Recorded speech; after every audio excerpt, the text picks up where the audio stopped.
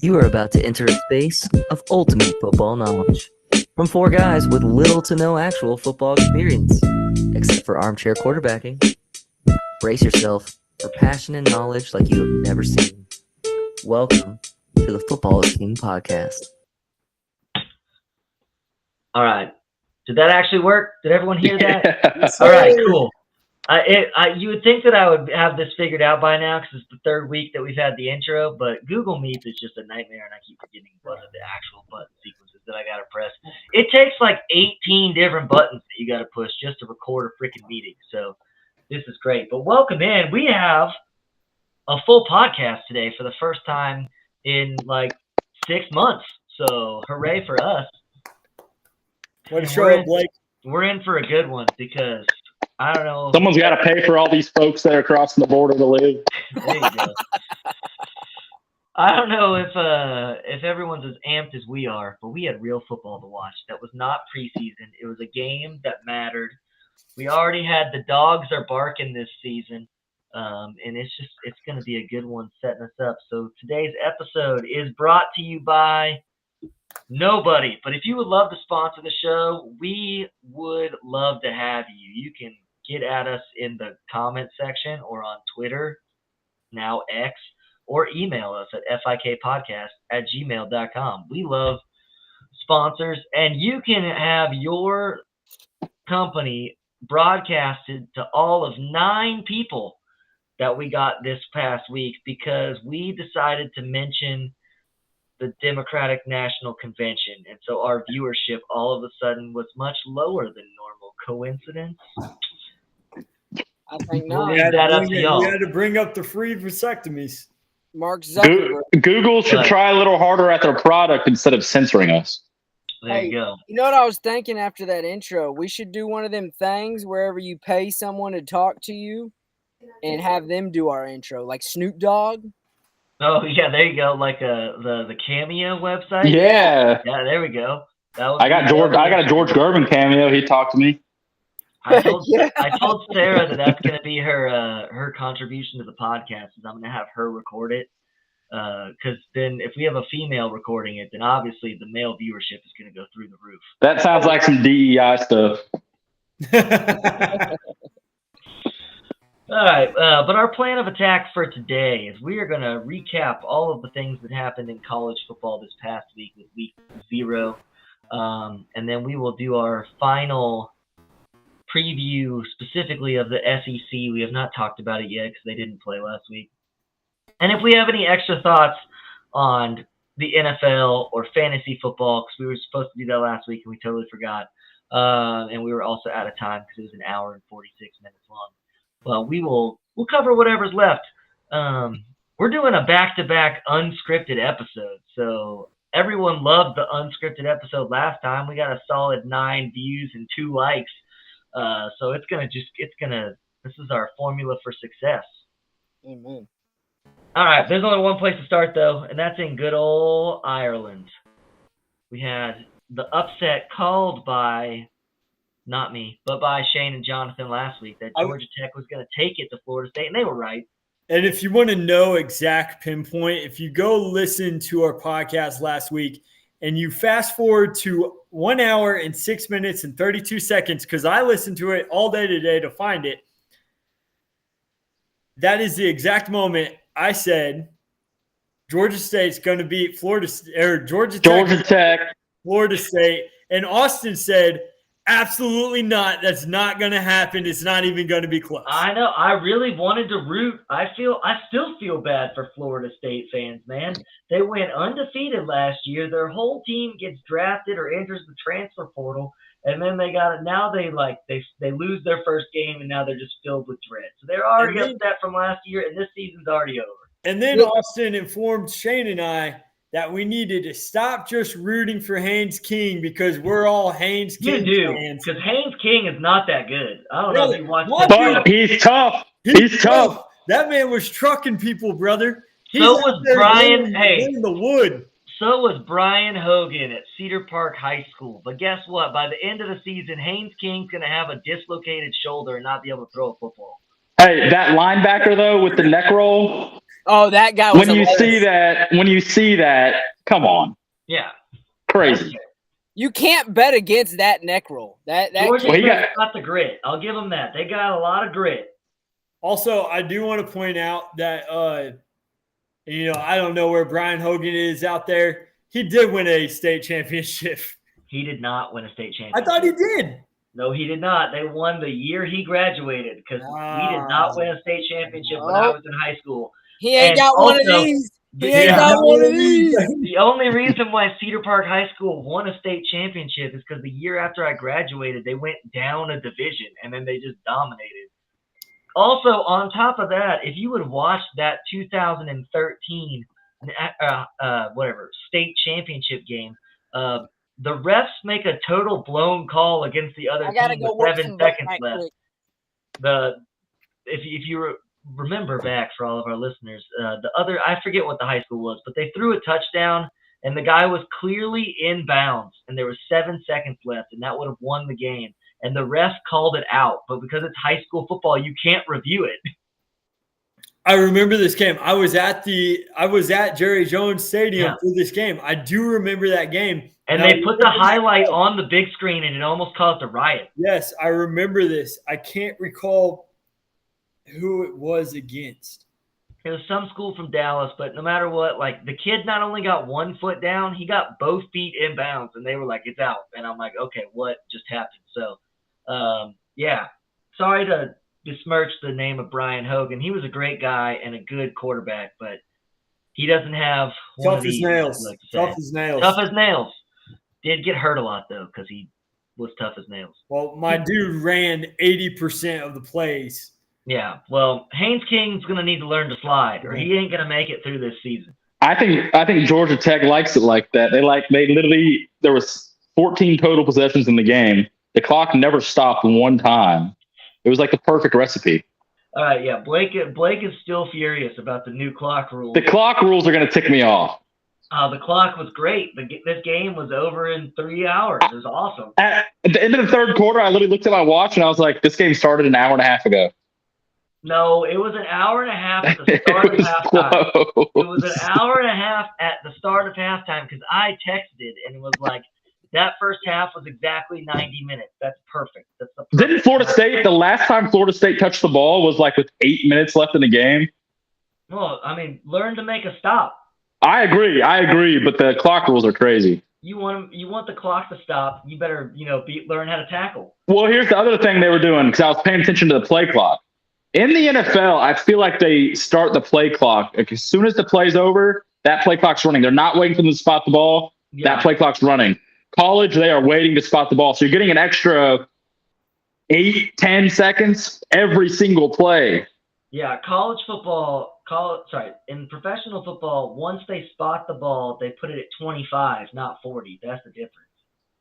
On first downs, though, isn't it 40? But it starts as soon as they're down. Yeah, I think so. So it's just like the play It's a clock kind continual of. clock. College, They they are give them way too literally much time. waiting. They are waiting. So the game I felt like there was like in the first 6 minutes, it felt like there was 5 plays ran, which that first Florida State drive, they were just running straight through them. Yeah. But it was like there was legit it was like a 7-play drive and it took 6 minutes, I swear. I thought we were gonna have before I totally kind of forgot about the clock, and then I realized, oh crud, that half was quick. I thought we were gonna have a 70-70 ball game there for a little bit. Oh the yeah, way both teams' first drives, it just seemed like no one was going to be able to tackle anyone or do anything. So Can we just talk about the fact that they were discussing this Florida State defensive line as the best potentially in college football? They were terrible. They got absolutely manhandled. There was times that there was holes that legit there was not a single defender within a hash mark. Yeah, I mean, Georgia Tech could run the ball wherever they wanted. Wherever they wanted. It wasn't that Haynes guy was running crazy. That Haynes guy. I think No, not Haynes King, the running back Oh, Haynes. yeah, that's right. Their running back is Haynes also. Yeah. Yeah. he's like 5'2". He Yeah, looks but I so think Yeah. he's like 220 pounds. That's a massive. He's Maurice Jones-Drew. He's just a little bowling ball. That's a But massive. he was awesome. He was awesome. Mm-hmm. can we? The other can we- complaint I have with the clock is, can we just call it the 2-minute warning? Yeah, call it 2-minute warning. The 2-minute warning. timeout Come on. sounds dumb. We They all don't know wanna 2-minute call warning. that. It's a 2-minute timeout. I It's guarantee the same thing. The NFL must have like a copyright or something on the 2-minute. But they called the first half the 2-minute warning. The first half they said 2-minute warning. Yeah, but they're not That was supposed to. probably They're an not accident. supposed to. They're really Yeah, not I guarantee you supposed that was an accident, and then in his ear he got a mouthful. And I freaking hate Roger Goodell. Then they were just sitting there in the second half. He kept having to mention the 2-minute timeout. Here it comes, 2-minute timeout. Oh, I hated that. I just call it 2-minute warning. Call it. We all know football. Call it 2-minute warning. All right, Shane had a point. He's been dying to get out for like 2 minutes now. Well, I don't know if you said it, but can we also appreciate that we don't have to look at the sidelines in between every play now also? Yeah. Oh, we don't have to look at the big old signs. Is great. None Yeah. of this. And see Jimbo literally speaking for like 18 minutes before it gets to the sign guys. Then it gets to the sign guys. Then we got to do some of this. Well, and Then our quarterback will get the play with you don't 4 have seconds to on the see play clock. You don't have to see all the players stand up and in unison, look to their right, and then just sit there with their hands on their hips. Yeah. And do, like it's just like let's just. You know get what? Thank you, Connor Stallions, for that. Yeah. Yeah, way to go, Connor Stallion. Change the game. Change the game. He was people thought he was just a bad guy. He was just trying to leave a legacy. He was trying to make the game better. He's got Any a legacy. thoughts? He has a manifesto. Any thoughts now that we don't have to do all that? Can we make the play clock 25 seconds if it's not a first down? Every single rule should be exactly the same as the NFL for time. The clock rules definitely should Every be. clock rule should be the exact same as the NFL. Now, what I didn't pay attention to, and I will definitely pay more attention to it this weekend if I can, but there's going to be so many games on, so that's going to be tough, is was the amount of commercials much longer? Because that game still was on the longer side, but it was also like the only game that was on, so I assume that they did lots of commercials. I saw varying opinions on that. Some people said they felt like there was more TV timeouts. Yeah. Some people said I think it's my problem with it is I think it's the same amount of TV timeouts. So you're shortening the game and we're keeping the same amount of TV or same amount of commercials. If you're shortening the game, shorten the commercials. Yeah. Yeah, that would make sense, but they're not going to do that. They would lose money on that. But there were several points in the game, like right before this little 2-minute timeout situation, where they had a commercial right before the 2-minute timeout, like a second. Then they run one play, then we got to go back to commercial. It's like, dude. That's like in basketball where like they go a really long time after like the 8 minutes or whatever it is. Yes, then they call timeout. And then they call it, and it's just like they go and they run their one play, and then they call timeout, and then call another timeout. Yes. College basketball is also very bad about that. On your point, Blake, though, would they actually lose money, or would they just make the companies have to pay more for their slots? Yeah, they would just. That's I what I bet think. those companies would still pay just as much money. That'd be fine, but the problem is it's all about the business side of it. Like they don't care about the length of game and how much timeouts and how much commercials. Like they could potentially go to and be like, "Hey, we're going to shorten it, or you guys could pay more and we'll keep the same amount." I'm just on team. I think TV timeouts are dumb because that's just giving your coaches extra time to make the adjustments. Like you got to let's work on the fly. Let's see who's better coach when it's like you're getting out coached or whatever. Soccer does it. All of a sudden you get a TV timeout and your coach is getting his butt kicked, gets 30 seconds or a minute to think about what he wants to do next and call up the perfect play. No, I don't I'm all want for that. that. I think the best argument for that is, hey, we're about to have to stream all these freaking games on all these different apps. If you're going to make me stream it and pay for it, then commercials go away. Commercials go away, like soccer. Or they just can't be at the same time. Nothing grinds my Soccer gears. does it. If I have a multi-view on my freaking YouTube TV and all 4 games are at a commercial That's at the the worst. same time, That's a problem. nonsense. That's a problem. Nonsense. There's Well, there should be no time like I that. am switching you for did- the multi-view. I'm switching providers for that. You just brought something because this is important for this weekend. Big news. I did not have the option to multi-view at all this weekend. That probably had to do with the networks that were involved because it was weird networks. Yeah. And the games, there's only like 2 games on at a time. And it was like CBS Sports and FS1. No, I know, but I wanted to just try it out. It's like a test trial for what's coming this weekend. You know? Also, there was more than sports than just football on at 11 o'clock. I know. I was watching my Everton mates get absolutely smashed again. They're terrible. Hey, they won today 3-0. What? Oh, they won today in the Carabao Cup. Carabao Cup? The Carabao Cup. That sounds like a fake cup. Well, it's Carabao. It's first of all not Caribou. Sounds like a fake cup. Sounds fake. Like we just made it up so Everton can win a game. It's just an energy drink brand. But you pretty much did. They pretty much did make it up so Everton could win. I had to have 3 screens going so I could watch all of my sporting events at one time. It was nonsense. Why I need the multi-view. And I think Saturday it's going to start. Shane was right. We're putting it to the test this weekend. And if they don't give it to us, they're going to be getting a strongly worded email. Yeah. Especially from all these poor people, especially if they don't have it fixed by NFL Sunday next weekend, because like all those people, it's like $700 a year. Like if they can't get multi-view, that's going to be a problem. I do want to point out one thing that was very noticeable on the Ireland game. So ESPN's just taking the Barstool approach now and letting people get hammered. Yeah. They're just allowing people to get hammered on live. Pat McAfee literally revolutionized sports television. He changed the game. I don't know if that's for the better.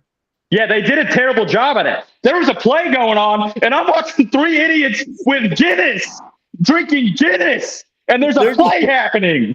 And they're getting hammered. Yeah, you don't see it in their eyes, dude. Yeah. The broadcasters are. Why do they not understand that there was like 50 seconds in between each play? They had plenty of time to pan to it then. Dude, Pat McAfee, when he goes on College Game Day on Saturday morning, first College Game Day of the season, and he says, I had the tally counted. 31 Guinnesses yesterday, boys, and I was like, "Oh, he was hammered." God. Oh, well, okay. So what I don't get about, quick aside about the Pat McAfee show, they're going to Morgantown this Friday. So is he not going to College Game Day and College Station Saturday morning? He's got a private. No, I'm still going to College Game Day. I bet he's just doing that because it's the Penn State. Okay, well, last year they always did all of like their Friday show at wherever College Game Day was. So he just doesn't want to spend time in College Station. I bet it's just because West Virginia has a big game. That's a son of a gun move right there. Yeah, I agree. When I saw that, I was kind of like, dang, dude, that's my stuff. He could – oh, my gosh. Pat McAfee would kill it at the Chicken on Friday night. Oh, yeah, he would. He'd be sitting there running the pool. Some Shiner box. Night, just doing all the shots. He'll hit up the Tipsy Turtle if it's still there. Also, I don't care that I don't give a flip if the announcers. I expect you to be drinking beer while you're watching football. So it's not. I don't need to see it on TV though. Yeah, that's what I'm saying. We don't. Let's watch football, buddy. Can we drink a better Irish beer than Guinness? I think it was so just many better Irish beers out there. I think it was just, no, dude. You walk. I mean, when I was in Ireland, all you could find was freaking Guinness. I know. I'm just saying that there's better. Oh, so they actually Irish drink Guinness in Ireland? Ireland? Oh yes. They drink it. That's all they drink. It's different though, isn't it? It's a different type. It's not what we get here. The Guinness we're served here is not what tastes like water. Tastes like water. But I've probably never had a Guinness in my life. It's pretty good. Not good. I've tried a few times during St. Patrick's Day. It's not for me. It's just I wanna like it and I literally can't. I was drinking a Guinness last week on the show. No. If you're gonna drink a beer, pop open a Colorado Kool-Aid and enjoy the mountains, baby. That's my plan this Saturday.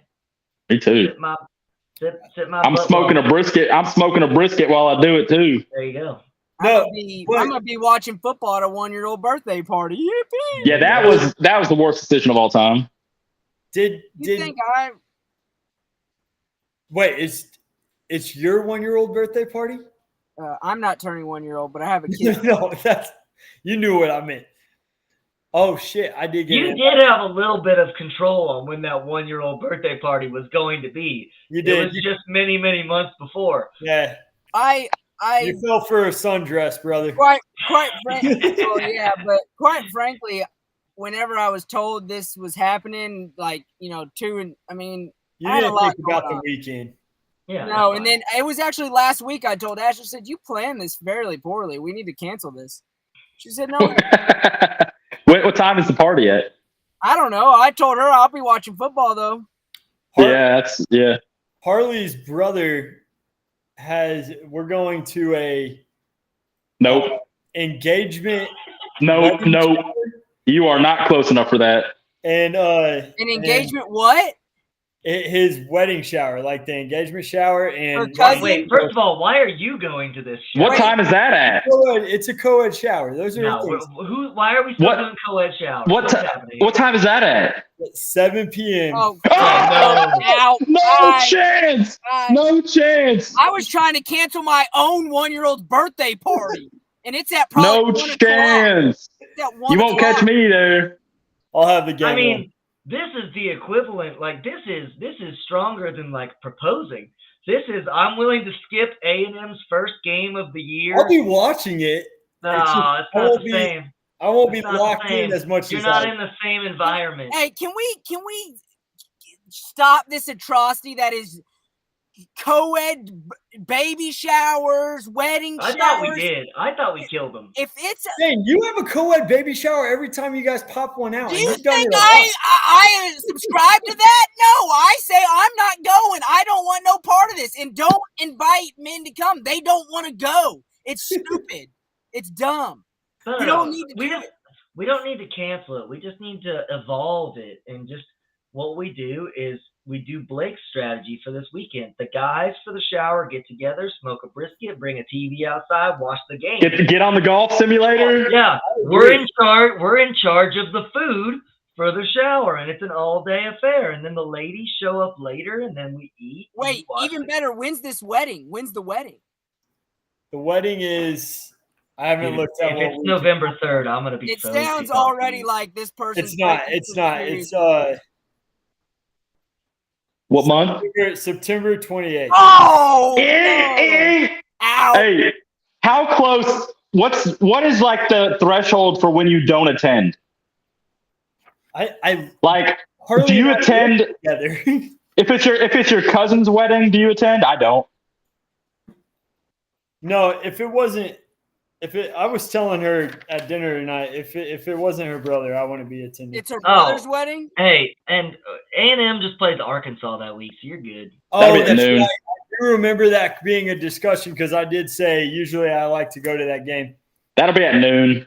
You'll be all It's right. at 3:30. 3:30. Oh, never mind.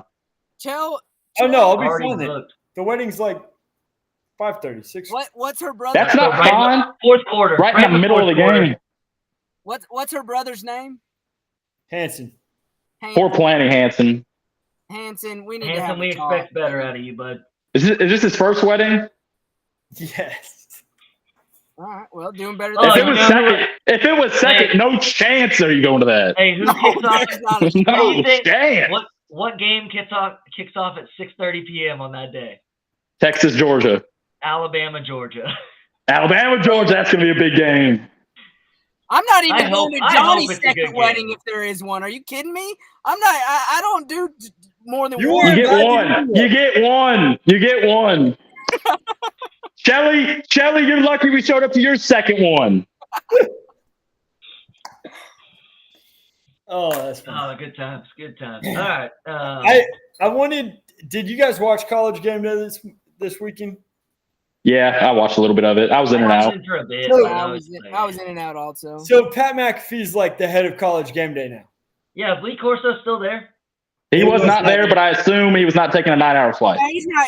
Lee Corso He's would die. 89 years old. Like, He can't fly across the well, Atlantic. Sorry, I asked that because they did like a special on him.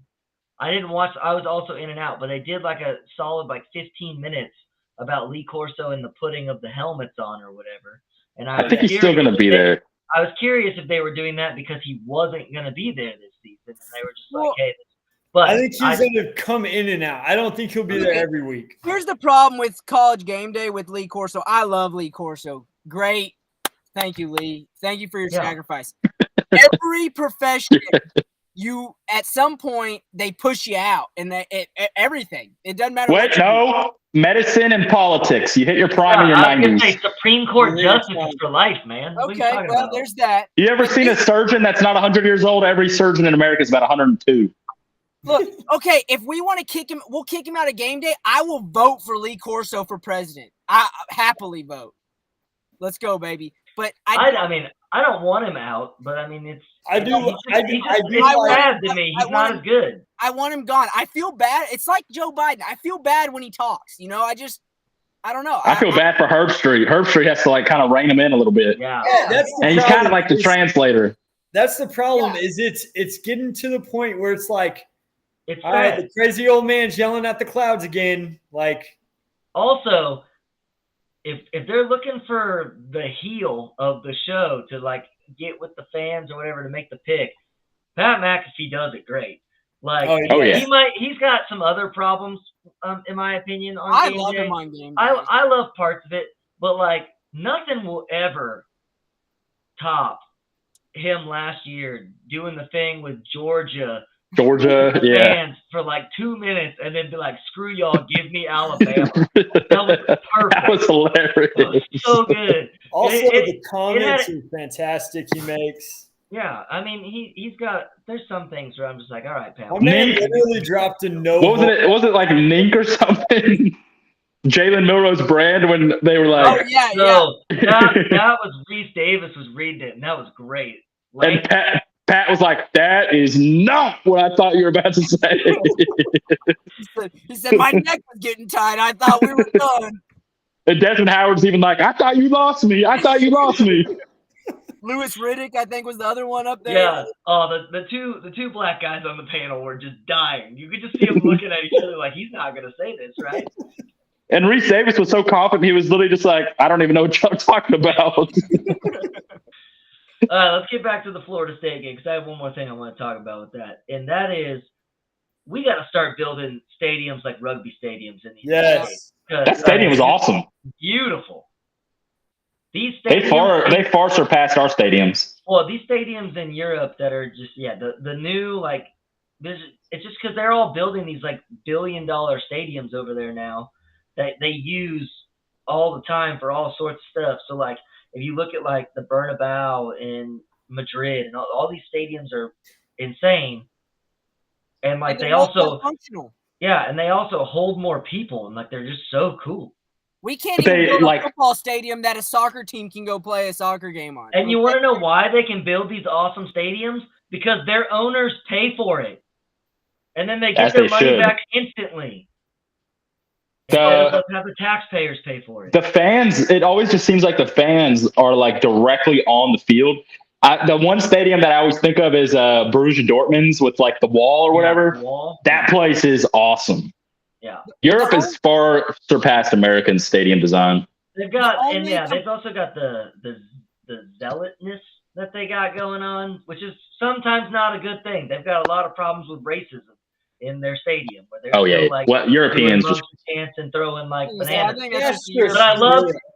but I love the passion when it's on the right track. Is good. They hate the greatest Formula One driver ever to live because he's black. But the He's only also a little whiny. he is a little bit, but that's A little okay. whiny.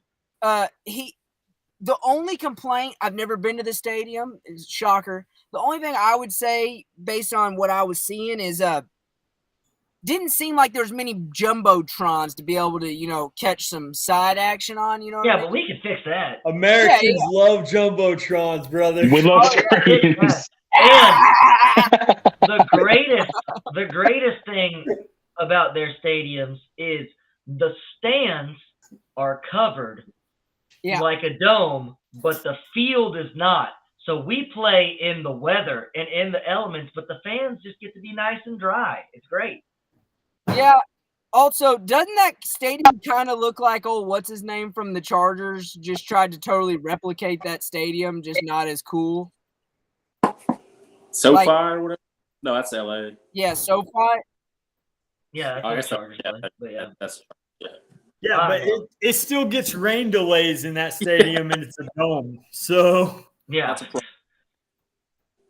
Also, do NFL scouts watch that game and they're off? Are we off the DJU train? Are we done with that? Dude, he's Hey, gone. DJU has literally been surviving on one game. That Notre Dame game when Trevor Lawrence had COVID or whatever, and he walked in there I think he threw for 5 touchdowns and 450 yards or something. He did ball out. His entire career has been off of that one game. But he balled out on a team that was unbelievably talented all the way around. Never seen him play, but they had no film on him. Yeah, exactly. Once you have film on someone, it's easy. I mean, what is he? 6'4", 230, 240? I think he's bigger than that. I think he's 250 something. Yeah, he's a massive dude. He's just not a quarterback. I heard someone say this today. That's hilarious. He should have stayed at Oregon State because he had all this draft stock, supposedly, which I still don't get why. But he had all this draft stock, but no one watched what was the Pac-12. No one was going to watch Oregon State anymore anyhow. Continue to watch him. But now he's gone to Florida State where they expect you to be good. Well, I also think it's on Norvell, too. They would not let him throw the ball down the field. Yeah. Dude, that's because their offensive line couldn't block. They could not pick up a blitz. Like that, Georgia Tech was just blitzing 8 guys on almost every play, and then they just had when no you get answer. a guy with a neck roll like that, you just send him up the middle every play. Dude, Norvell, we need to discuss the fact that, like, he also got out-coached. Yeah, he might be a buffoon. He might suck. Brent Key's a good coach, and he's a safety. No, for sure. But, like, everyone talked about Norvell like he was this amazing, like, top 5 coach. Like, he may suck. That was a horrible coaching performance. You know what? Maybe he couldn't handle the jet lag.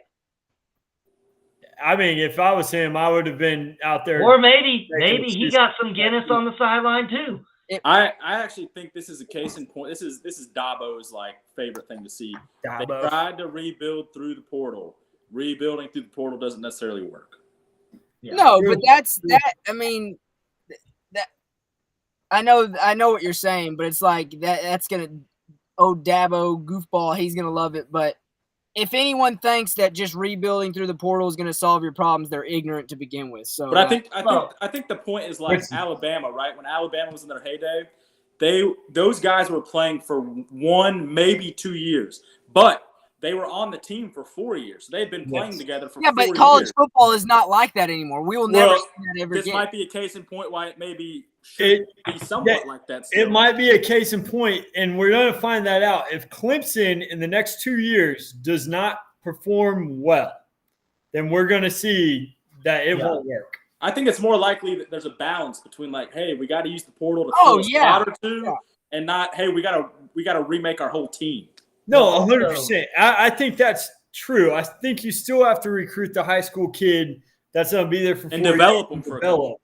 But I do think you have to use the transfer portal. I think some coaches try that, but I think now it's so hard to tell a kid, hey, I need you to sit here for 2 years and not. It's not going to work. A kid's going to leave if he doesn't see his future. He's going to want to go elsewhere. Also, I think that Florida State is just a great case study right now of. I don't care how many stars you are. It doesn't matter until you step on campus. Like everyone said that they're supposed to be the best, one of the best teams on both sides of the ball in the trenches. They got dominated. And then both sides of the ball got dominated. They got dominated. The trenches sucked. I hope he's in the transfer portal looking for an offensive defensive line right now. I mean, they paid an unbelievable amount of money for that defense. They were awful. Well, I was looking at it today. So what if Clemson goes in and gets thumped by Georgia? Oh, they're going to get stumped by Georgia. Miami gets beat by Florida, and we beat Notre Dame. Like that whole top of the ACC and then Notre Dame tied in with them. Like NC State's just chilling. Like, okay. I'm telling you, I would have put all my money on NC State to win the ACC at the beginning of the year. Or Virginia Tech. I honestly think Virginia Tech. Virginia Tech, yeah. But I like Miami and NC State. No, Miami. I don't like Miami because Cam Ward. He's too wishy-washy. Johnny doesn't like Miami either. He doesn't know if he likes Miami, doesn't like Miami. He's trying to figure that out. I know for a fact that I don't like Miami because I can already tell you how their season is going to go. Week number 1, they're going to look incredible, and they're going to beat Florida. Or, like a couple years ago, whatever, they're going to beat Texas A&M in week number 1. And everyone's going to jump on the bandwagon. And then they're going to get into like week 4 when they're going to play another good-ish team. They're going to have an embarrassing loss in a game that they should have won, and then they're going to crumble and fall apart, and they're going to barely make a bowl game. Let me tell you how they lose that game. They run the ball with 33 seconds left. When they didn't have to, they could have kneeled it and won the game. The running back fumbles the ball. Haynes King walks in the game, throws 2 passes, and Georgia Tech wins at the buzzer. I mean, that was still one of the – this is just why I love college football. He should have been fired. He should have been fired on the spot for that. I agree. He should have been fired. His athletic director or whatever, whoever's in charge, he should not have made it on the team bus. Cristobal should have been gone after that. That's a crazy coaching decision. And I was just watching like a college football hype video the other day or whatever, and I think it was Louis Riddick is the guy that's in the booth with his, I forget who his partner is or whatever, but they were like way too nice. They were like, I have to say, this was kind of a bonehead decision, and I'm like, no. You've got to be just obliterated. Like, that was the dumbest coaching thing I have seen. Yeah, that was the craziest. You had the game guaranteed won. And then just kneel it. It's won. His press conference afterwards was even worse, where he's like, we run plays until the clocks hit 0. It's like, oh, okay, run a kneel. I was like, taking a knee is a great play. Honestly, it's probably the best play in football. It wins you the game every time you run it. If there was like a minute and a half left and they did that and it was like, well, if we got one more first down, it was over. No, if you mathematically can run out the clock, then you don't. It's over. Fired on the spot. Well, Miami will do something boneheaded like that and it'll be done. I'm with you, Austin. If you can kneel the ball, that means game over. That's a great play. Yeah. Great play. That's a play.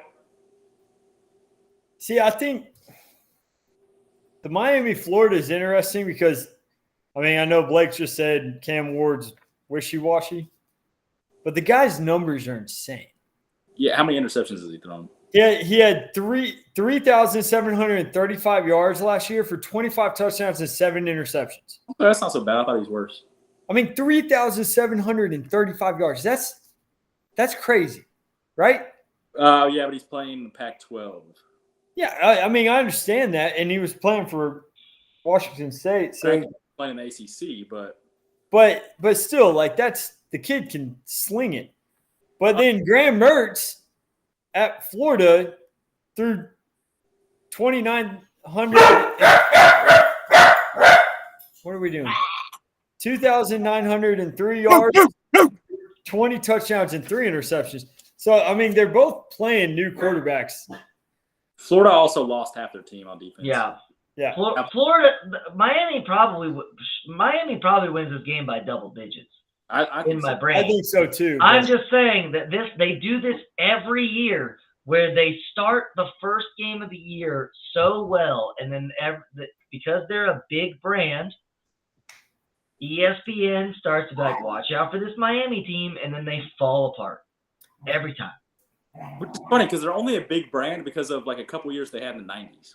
The late 90s, early 2000s. They were the most entertaining football team ever, besides maybe that Florida team with Tim Tebow. That's a team. I'm just saying that Miami team is in second place. Hey, can you imagine what Urban Meyer was doing down there in Florida on the weekends? Golly. His fingers were going crazy.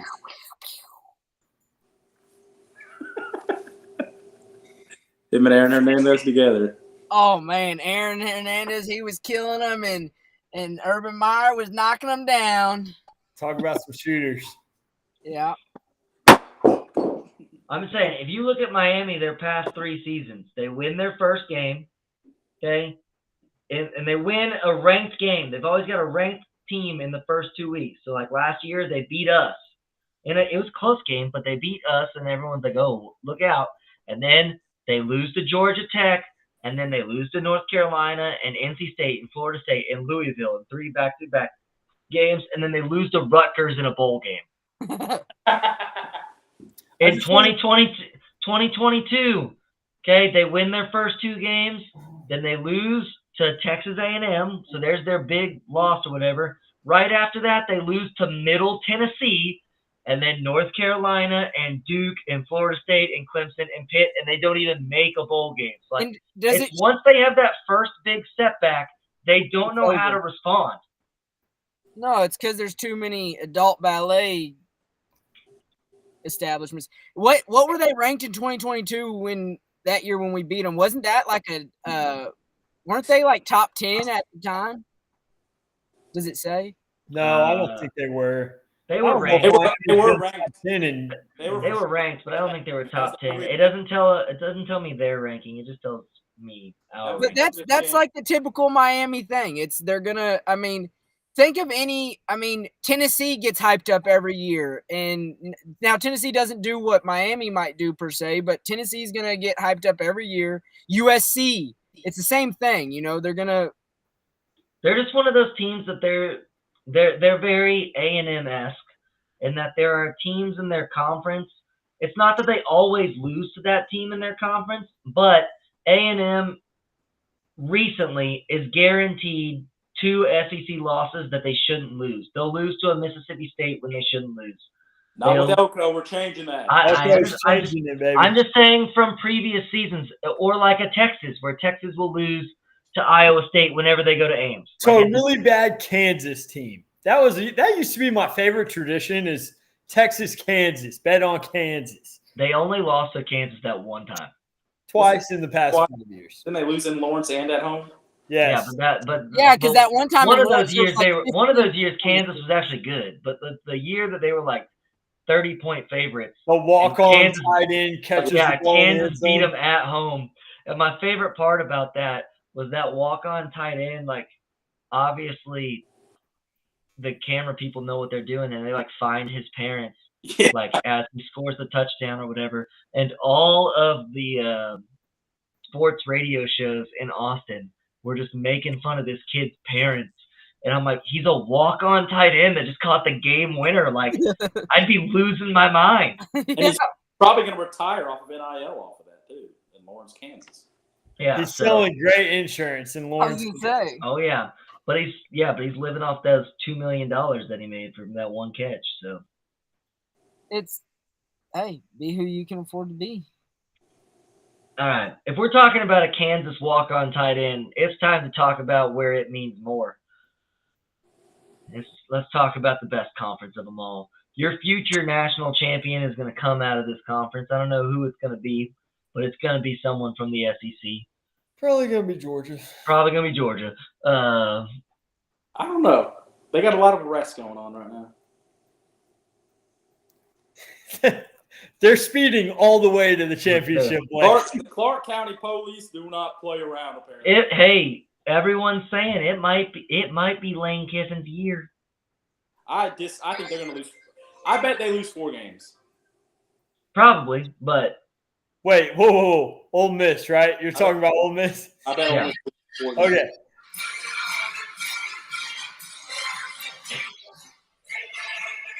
All right, YouTube, don't strike us. You can't. It took me 5 seconds to know what he was playing. Yeah. All right. Let's see. 1, 2. My phone vibration goes every time I get a text message, a call, whatever. The SEC this year has 9 teams in the AP Top 25, with 1, 2, 3, 4 in the top 10 as well. So it's looking like a pretty tough place to play football. Isn't it crazy? We went from last year where we were like, man, the SEC is having a down year. This year it's like, well, the SEC is they're stacked. Only conference that matters outside of 3 teams in the Big Ten. It's the SEC in the Big Ten, for sure. I will say Alabama being ranked number 5 is dumb. they still don't have a center that can snap the ball out of shotgun, so they're gonna not be. No, very that good. dude went to Ohio State. I'm pretty sure. All Yeah, right, he good. did. All right, so I'm taking whatever the under is for That's Ohio such an State's team total. Ohio State thing to Because, do. good Lord, the guy couldn't snap it in shotgun, and Ohio State's never under center, so that's a terrible recipe. Maybe they moved him to guard. There's no way he's playing center at Ohio State. There's just no way. I hope so. He could play long snapper and just bounce it back to him. I just remember him almost like he tried to give A&M the game last year.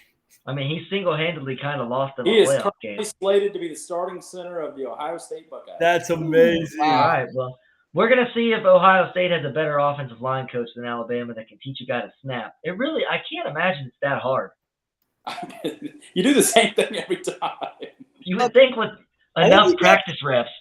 He looked like he had the yips all the time. You know, he got That's not a nervous. good thing. He got nervous about getting hit or something. It legitimately lost him the season. That last play of the season, he had a bad snap. Well, it wasn't just that one play, too. Like, they lost a lot of possessions because second down, the ball goes underneath or whatever. Auburn put him in wasn't it 4th and 26 because of a bad snap? There's, 4th and 33 was the last play that they scored the Or touchdown 4th and on 33. Isaiah Bond. Yeah. Against Auburn. They didn't win the game, but They did win that game, but they shouldn't have. Yeah. I mean, him and Milroe tried pretty hard to give A&M the game last year. So Okay, my first question about the SEC. Who is the best quarterback in the SEC? I legitimately don't know. Connor Wigman. It's not. It could be. He was playing like it at the beginning of last year, but the bar was so low. If he stays healthy, he may be the best. As long as no one says stinking Jackson Dart, anyone but him. Okay. Well, it's Carson Beck. Listen to my argument on Jackson Dart, right? I don't think Jackson Dart is necessarily the best QB in the SEC.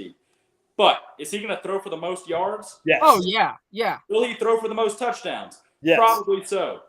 Will he also throw the most interceptions? Maybe so. But he's going to throw for 55 times a game. Yeah. I agree with think that. Carson Beck's probably the best quarterback in the I SEC. don't think Carson Beck was that great last year. I think we're He's going good. to see him take a big step forward.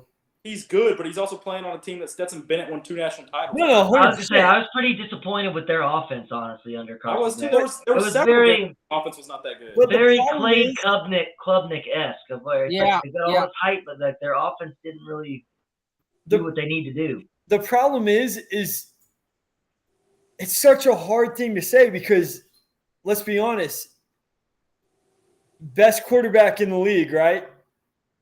Probably on the best team.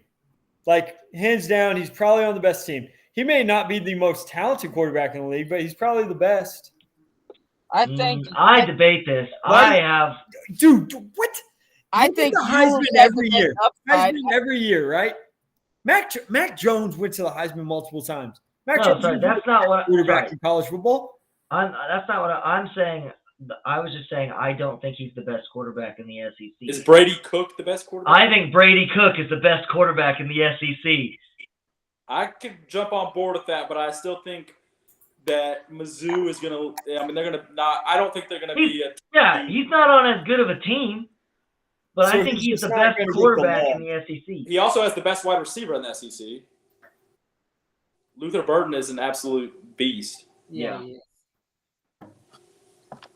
I think Brady Cook looks better because so much more of the offense is on his shoulders that maybe it makes him look better than he actually is. But he overperformed last year. I think Brady Cook, Carson Beck, Jackson Dart, probably are throwing Quinn Ewers in there. I was like, you got to throw Quinn Ewers in here somewhere. Those four are probably – I don't know which one's better of the four. but they're Jonathan, you top of cannot the- disrespect No. Quinn Ewers. He's Hear in me out.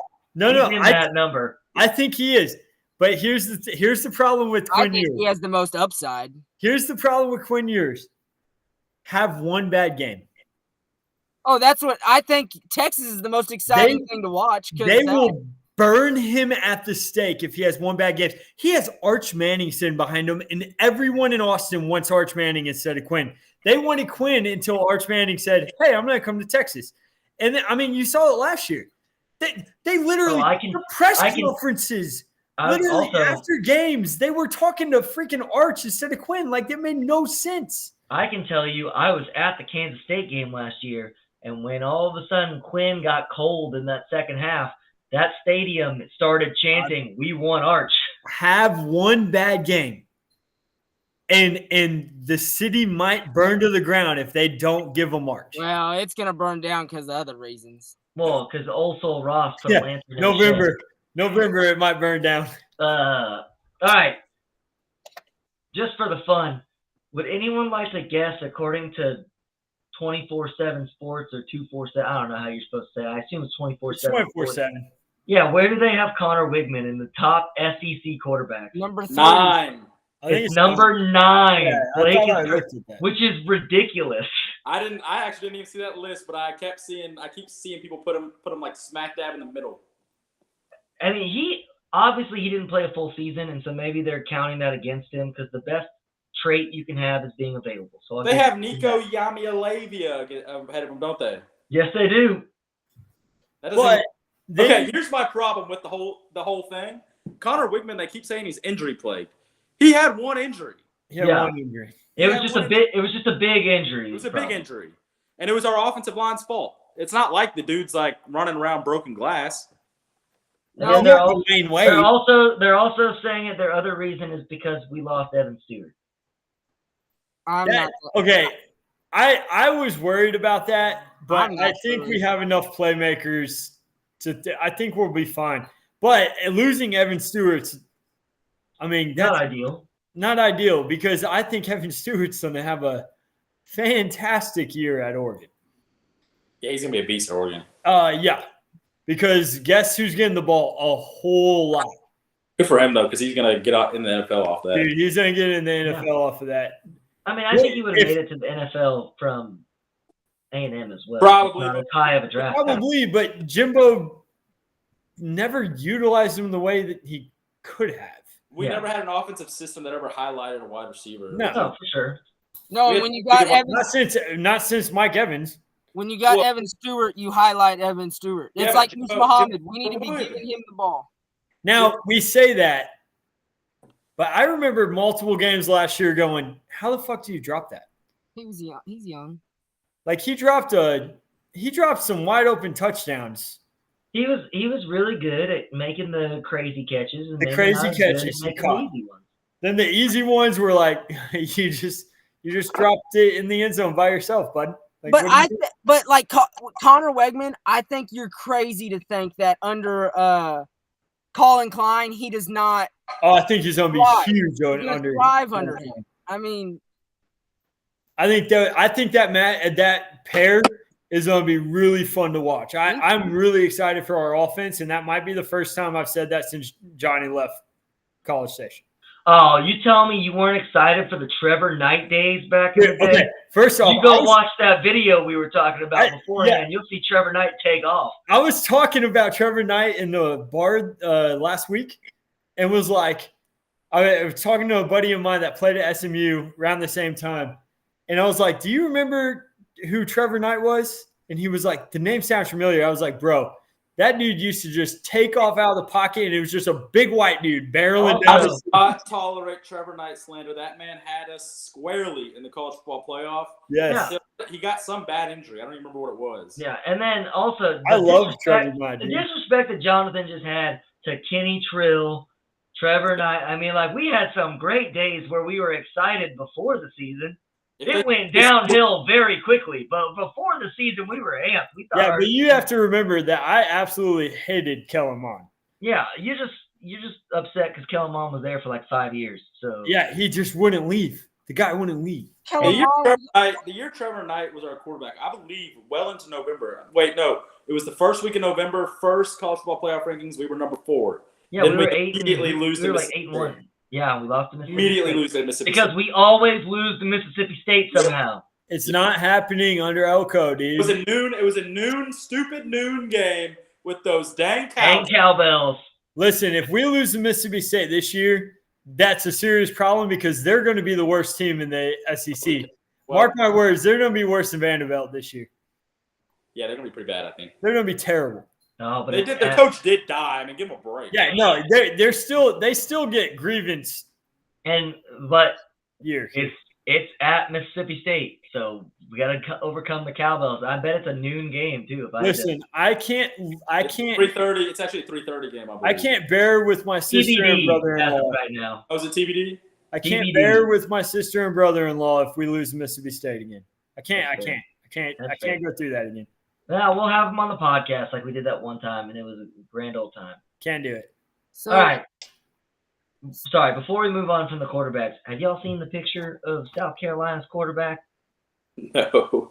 He's got Rex specs on let's under go. his helmet. He's a He Heisman looks winner. electric. Heisman winner. His career in college football is 3 of 4 for 86 yards and 2 touchdowns. So, I mean, that's a baller right there.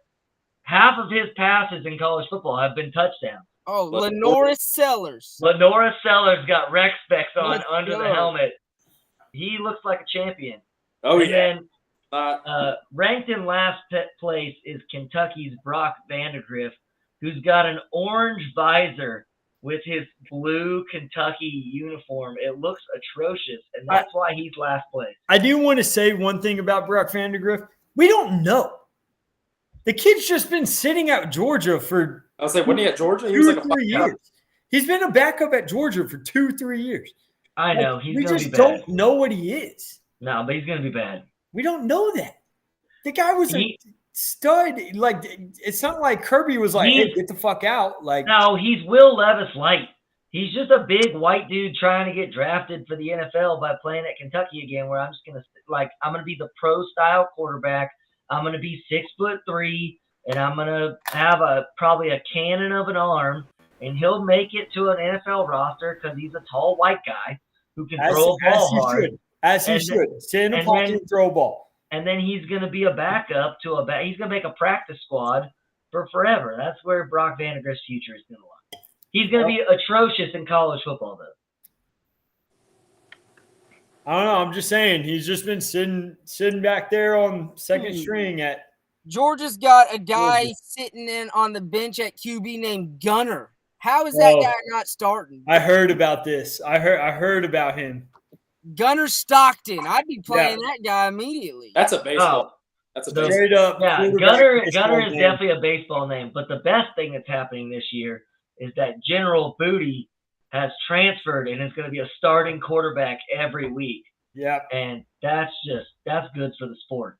Where's he playing at? Like Louisiana or something like that? I don't know. He left Oklahoma. I don't know where he went, but I think it's Louisiana or something like that. The Raging Cajuns. Hey, does Kansas got that kid still this year that balled out a little bit last year a couple times? The mixed kid? No, he's in the NFL. He was playing for really Bean. I believe he was on the Patriots. Buffalo. Oh, Bean. I thought you were talking about Brandon Bean. He's on the Patriots. I think he's on the Patriots. Nice. But no way he makes the team. But yeah, I mean he wasn't even good at Kansas. He had one good game, and then but he was fun to watch when he was slinging the pill. He was slinging the pill. That normal quarterback kept getting hurt, who was actually good. All right, let's talk about the newbies to the SEC who have ruined the conference where now we have this stupid system of rotating games. So my biggest gripe with the SEC for this year is we have no idea what's going to happen because the strength of schedules are off for every single team. So who knows? Yeah, I don't like that. It all is just you got to find ways to where you get your greatest recruiting and transfer portals on the years that you have the easiest schedules and all this nonsense. Yeah, I think there has to be some sort of division format. And so now you're going to have teams like Florida this year, which we've already talked about, where their schedule is just insanely way too difficult. Like, it's just not fair. Texas, on the other hand, has probably the easiest in the SEC. Yeah, they gave Texas and OU pretty decent schedules. But Texas does have a pretty strong out-of-conference. Yeah, and they do play Georgia, to be fair, too. They play Georgia and Alabama, don't they? Or not? No, they don't play Alabama, do they? They play Georgia and Michigan. And then everybody else is and OU, obviously. I think OU is I was going to thinking be about awful. this today while I was just sitting at work for some reason. I think they're going to have to figure out some way. The good news is you could probably have 2 losses and still make it if you're in the SEC. You're gonna have 3. You can have 3. You might You can have possibly 3. 2. It depends on what the 3 are. Yes. 10-2, and I still think they're probably pretty much well guaranteed in most years a playoff spot. So there's some wiggle room, but still, like, Which is just Florida playing the dumbest thing schedule ever. it's playing, and then like Texas playing the schedule it's playing. That is 2 very different schedules in the same conference. Yeah. Did we determine how are we still doing an East and West for the championship game, or is it just No. the 2 best teams? No, it's just Two the best 2 best teams. teams. Yeah. So I that's mean, something. it's really just a coin toss every year. You're waiting for that year that you've got a decent schedule, and so That's many the times, truth. how does it look where it's like, oh, look at this, like they make the schedule and they base it based off of these preseason rankings where Tennessee is 15 and Oklahoma 16. Both of those teams could be unranked by the end of the year because Oklahoma's going to be bad. Yeah, I agree with that. And Tennessee could also be not great, but who knows? Maybe they are going to be good. But It might be good. There's But- a lot of word about Tennessee. Tennessee could be good, but LSU could be awful, and they could go from 13 to unranked. So I think that's your schedule looks hard at the beginning of the year, but then it ends up being a super easy schedule. While you might get the opposite of that being true, based off of just the other things happening, where maybe they think A&M is only going to be a top 20 team, but A&M is actually decent for once, and they're like a top 10 team. So like your strength of schedule could change really, really easily, and it's just not going to be fair because it's not even for each team. I think It's very dumb. the ultimate solution is you go 9 conference games, you play 7 in your division, and you play 2 outside of your division. Yeah, it would be so easy. And yes, you're going to have some variety with your outside of the division, but like that's only 2 games compared 2 to games versus 5. schedule.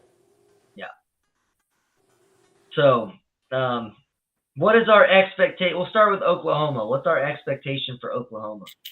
I think Oklahoma is the team that's hurt most by the move to the SEC. I really believe that. I think Yeah. they screwed up by following Texas. I think They they're going didn't screw up. I won't say they screwed up, but it makes their run to the playoff much more difficult. They stay in the Big 12. They're in the playoff every year. But they're Yeah. losing money because they're in the Big 12. I don't The think Big- Oklahoma's really hurting for money. Yeah, but the Big 10, they are going to be, unless they're in the Big 10 or the SEC, because these big media deals are going to be Big 10 and SEC, and that is it. No, I agree. Austin and I had this argument last week. I think at some point, all these teams are going to have to make a decision on Big 10 or SEC. I think Clemson, Florida State, Miami. I think all these North Carolina. They can't do that for like 13 years. Yeah, The media deal of all time. yeah. Florida State's trying to sue the ACC right now to get out. They can't. Exactly. I think that we're going to see more happening. I mean, Austin and I were just talking about it. UConn is about to join the Big 12. I That's hate a basketball move, but like that. it's move. still the same thing. They They're have, trying to make Big 12 a basketball they conference. have to be a Big East team. Yeah. Okay, wait. We got breaking news. We don't usually do this on this podcast, but we got breaking news. Breaking news. As we are talking about the Oklahoma Sooners, the Oklahoma Sooners are going to add a Toby Keith song in between the 3rd to 4th quarter for every home game. That's legit. So we gotta. I'm You reading. gotta go to the story. OU game. I was like, Oklahoma is gonna actually be one of the best teams in the SEC now. Is what I'm getting at. They're gonna be getting crushed, and they're gonna have a 4th quarter miracle comeback every week. Toby Keith, man. It's gonna be legendary. Is it going to be a revolving song list, or is it one song they're choosing? They need to do one song. But they need Sarah must be able to hear me in the other room because she texted me what song. I don't know what song it's going to be. It just says it's adding a Toby Keith sing-along. Does Toby Which, Keith, you know what? Hey, I will actually say good to Oklahoma. That is one of those fun traditions of the SEC that not every conference does. Going to Alabama and hearing the song, and same with singing Rocky Top in Tennessee. It's like, I love those Southern schools throwing Spend stuff my out there. dollar on boot. does Toby Keith sing that song? It's the American way. Yeah. That would be a great song to start the fourth in quarter. your ass. I think that's the only song choice you can have. Sam. All right, I'm looking at Oklahoma's schedule here. I see there could be 7 games there's 6 games where they're underdogs. 1 game where I think they could lose, but they'd be a favorite on the road. Sarah has contributed once again.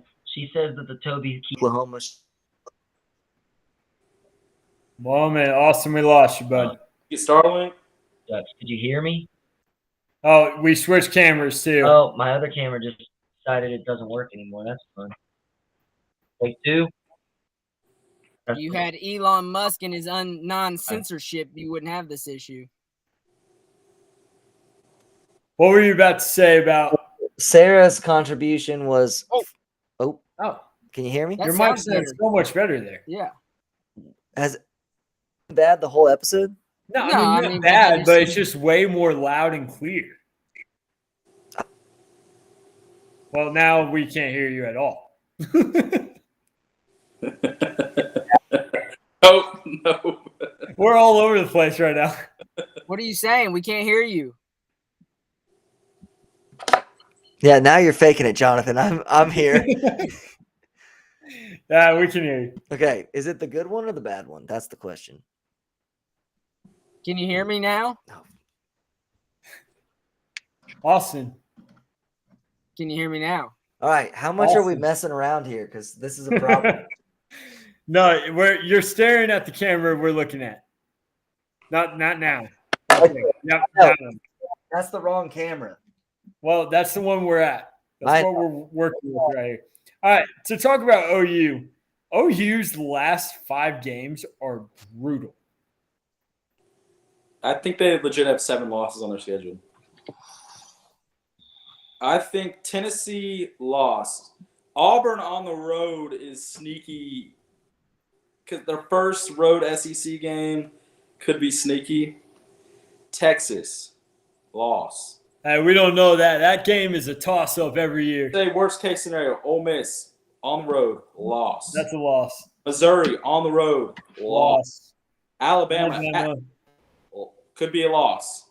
LSU at night on the road loss. Yeah, Legit.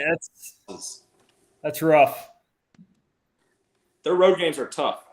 Their last 5 games, that's tough. Besides Maine. I don't know. The Maine Bears are looking up. I don't even know if that's their actual mascot. I don't know, Sounds but about they're right. going to be Maine, It looks like a panther. Tulane. Well, shoot, Tulane was pretty good last year. That could be a sneaky They game. still that I think it was Spencer Pratt guy. That's what I'm looking up now. I mean, Tulane could give them some issues. You know, you have a bad game against Tulane, they might do it. I don't Now, Houston may be complete dog shit, but they may throw some craziness in there. they got a new quarterback at Tulane. Well, and Tulane lost their coach, right? He went to where'd he go? Where'd he go? Willie Fritz. Yeah, he went somewhere, I thought. Austin, are you with us? Is he at Houston? I'm with you. I'm trying to fix. Oh, he may be at Houston. He's at Houston. Willie Fritz. Yeah, Oklahoma's gonna be terrible. Yeah, I don't like Oklahoma. Yeah. I agree, though. Oklahoma is going to be terrible. Next school. I mean, the next newbie is UT. So I think we're Texas talking is news. also overrated, but that's probably no shock to anyone. I think they're going to be a good football team, but I think they go. The only problem with the Michigan game is it's in the big house or whatever they call it. Michigan's gonna be very good though. No, I think Michigan's going to stink. But you know what team might give them a good little challenge is the old Road Runners down there in San Antonio. probably not. And the Mayo women down in San Antonio, you know. Here's what I legitimately think about Texas. If Oklahoma does not beat Texas, Texas is in the playoff. I mean, yeah, Texas is definitely going to make the playoffs this year. All right, so hear me out. They're going to go to Georgia undefeated, most likely. Hear me out. Quinn has It's one such bad an easy schedule. Oh my gosh. No, but listen. Quinn has one bad game. They've lost 3 running backs now. You don't need a running back. They're starting they're playing 2 true freshmen that have never played a snap. Jonathan, No, there's have you no looked at way. their Jadon schedule? Blue is their starter. Did he get hurt? I was told that they lost 3 of 4 running Dude, backs. Jadon Blue is a freaking monster and was already going to be the starter over CJ Baxter anyway. I don't think he's hurt. Their schedule is just so easy. Like They really should. drew the bottom half of the SEC, besides Georgia. Yeah, they just got Georgia, and then they scheduled Michigan, and Michigan is not going to be good because they lost their coach and half their And- team. And And- Connor Even- Stallions. Even us, we're ranked number 20th. They play 3 ranked teams in conference. We're ranked number 20th, and I believe we're 9th in the SEC. Yeah. They lost their center. It doesn't matter.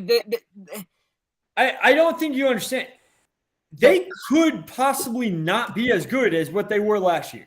I'm not saying that. It's They very can. easy to fall off that much when and we don't know what Sark's mental health is. That man got divorced this offseason. Johnny. That man We might already be- talked. Yeah, we've talked about that. I'm just saying it doesn't matter. Texas sports coaches are all dirty, rotten old men that are having a little too much fun with each other's wives. That man might be in the sauce again. He Jonathan. might be back in rehab by the end of the I- year. Him and I- Schlossberger are trading wives a little too much. I hate Texas just as much as the next guy. But when you play Mississippi State, Oklahoma, Georgia lost, Vanderbilt, Florida, Arkansas, Kentucky, and then us. I mean, they should not lose but 1 game all year. Realistically, they should lose 1 game. Awesome. That's a fantastic argument, other than the fact that 2 years ago they were losing to teams like Kansas. I'm just Kansas saying, State. Jonathan, even if they have 3 losses, they're making the playoffs. I don't agree. I don't agree with that. I think if they have 3, they have no wins if they have 3 losses. Yeah, they Ah, They it just depends on what do you they mean. lost to all ranked teams. I mean, they could lose. They could Who lose are their to- losses to, Austin? They could Us? lose to Oklahoma and Texas A&M. So there's 2 rivalry games, and if those are close losses, and then they They're lose, out. and no, they won't be. If you Have lose 2, you're still in. And then they split Michigan and Georgia, so they lose to one of them and beat the other one. That's going to be both of those are early in the season, and if Michigan is still decent-ish, Michigan is a big name as well. So if Michigan is if they're too So if Michigan has lost to Texas and Ohio State and won the rest of their games, Michigan is still going to be a top 15 team in the country. okay, So Top 15 doesn't get you in, though. my I question. understand, but that looks better for Texas that they beat. Oh, yeah. Okay. That So- right? They lost to number 1. They lost to Georgia. They lost to their 2 rival schools, which they're not going to. They're going to beat Oklahoma or whatever. I'm just saying, there's going to be so many teams that have 3 losses that make it in. No, 100%. I don't agree with that. But here's my thing. So if Texas has 3 losses, say Georgia has 1, say A&M has 2 losses, because I'm looking at our schedule. We have a pretty nice schedule laid out here. Not like Texas's. Dude, our schedule's so much weaker than Texas's. So much weaker. We have a cake schedule this year. We played.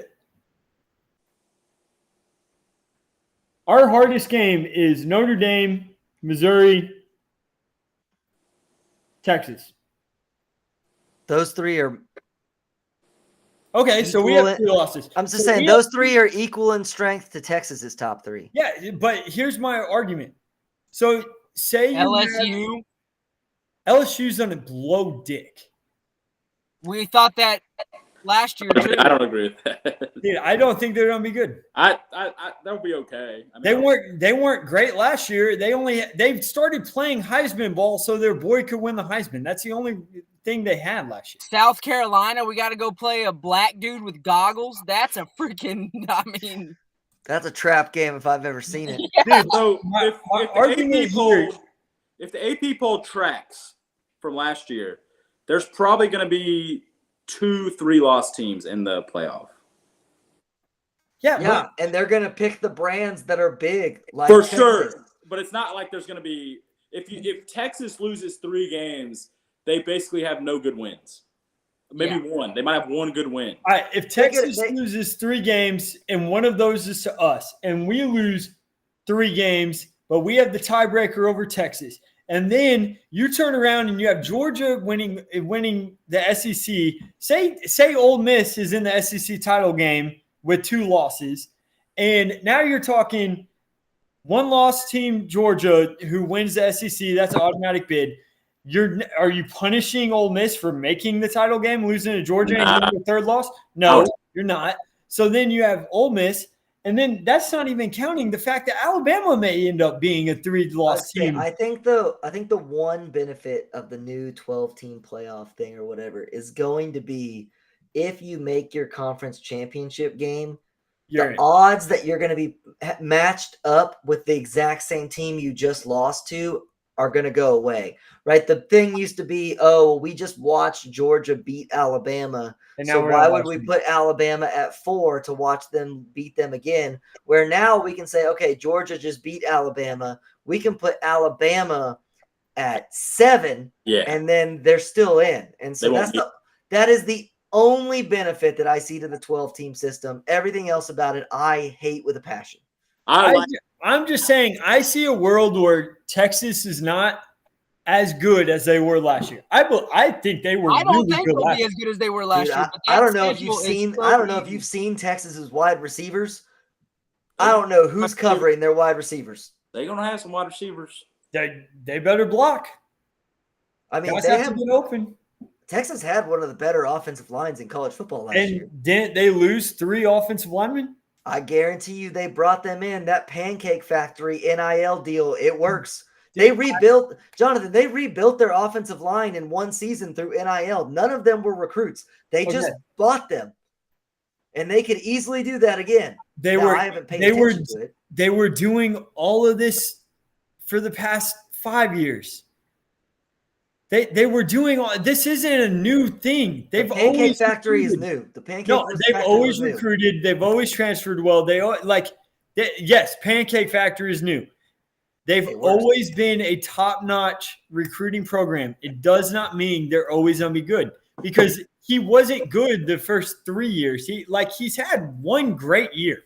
I think what I think you're forgetting, Jonathan. I missed the bowl game 2 years ago, guys. That's fair.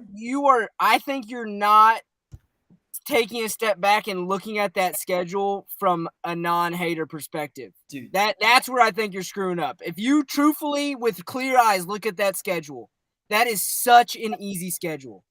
I don't know if it's such an easy schedule. It's not an easy schedule. It's compared to Florida, for sure. I was like, it depends on how good Michigan is and how good Oklahoma is and how good we are. And the truth of the matter is, with the NIL and the transfer and the way it is, when we talk about these teams, we have no earthly idea how good they're going to be. No, we don't. Arkansas is not probably going to be good, but I don't know. They could have a whole new team. I have no idea. Arkansas is going to be bad. I most likely yes, but my point compared to a team like Texas or Georgia, Arkansas is going to be bad. Oh, for sure. I agree with that. But the roster turnover on all these teams is so big. Who knows who really is going to be good? Well, look at Missouri last year. No one expected Missouri to do what they did last year. Those of us who watch Missouri football. There were a lot of talking. How dare you? Those of us who watch those Mizzou Tigers, we knew. I will say this. A lot of guys were saying that. Texas does have a tendency to play down to their opponent. Yes. So they're going to have a lot of close games against teams that they shouldn't, because that's how they usually play. But they usually win. They're not going to be great at covering the spread, because they're going to be huge. They're like the Chiefs in the NFL, where the Vegas, and because people put a lot of money on Texas, always thinks that they're going to win by 30, and they're not going to win many games by 30. Probably they should. I mean, Isaiah Bond is so good. He's so good. With all this being said, though, if that situation happens, like you said, Jonathan, I think 4 teams from the SEC should make the playoffs. No, and I agree. That's why I said automatic bid shouldn't be. 4 teams will be in. Yeah, 4 teams will definitely be in. Could be 6. I think it should be 8 out of the 12 should either be from. It should be 8 out of 12 should be I don't care how you make it up between the Big Ten and the SEC. There should be no less than 8. If you go based off of if you go based off of last year, at the end of the season, 5 SEC teams would have made the playoffs out of 12. Yeah, that's seems about right. 5 is probably going to be close to the number, and then I imagine the Big 10 will get 4. The Big Ten would have had 1, 2, 3, 4, 4. They would have had 4. And then one from the ACC, 1 from the Big 12, and then 1 from the Power 5. Yeah.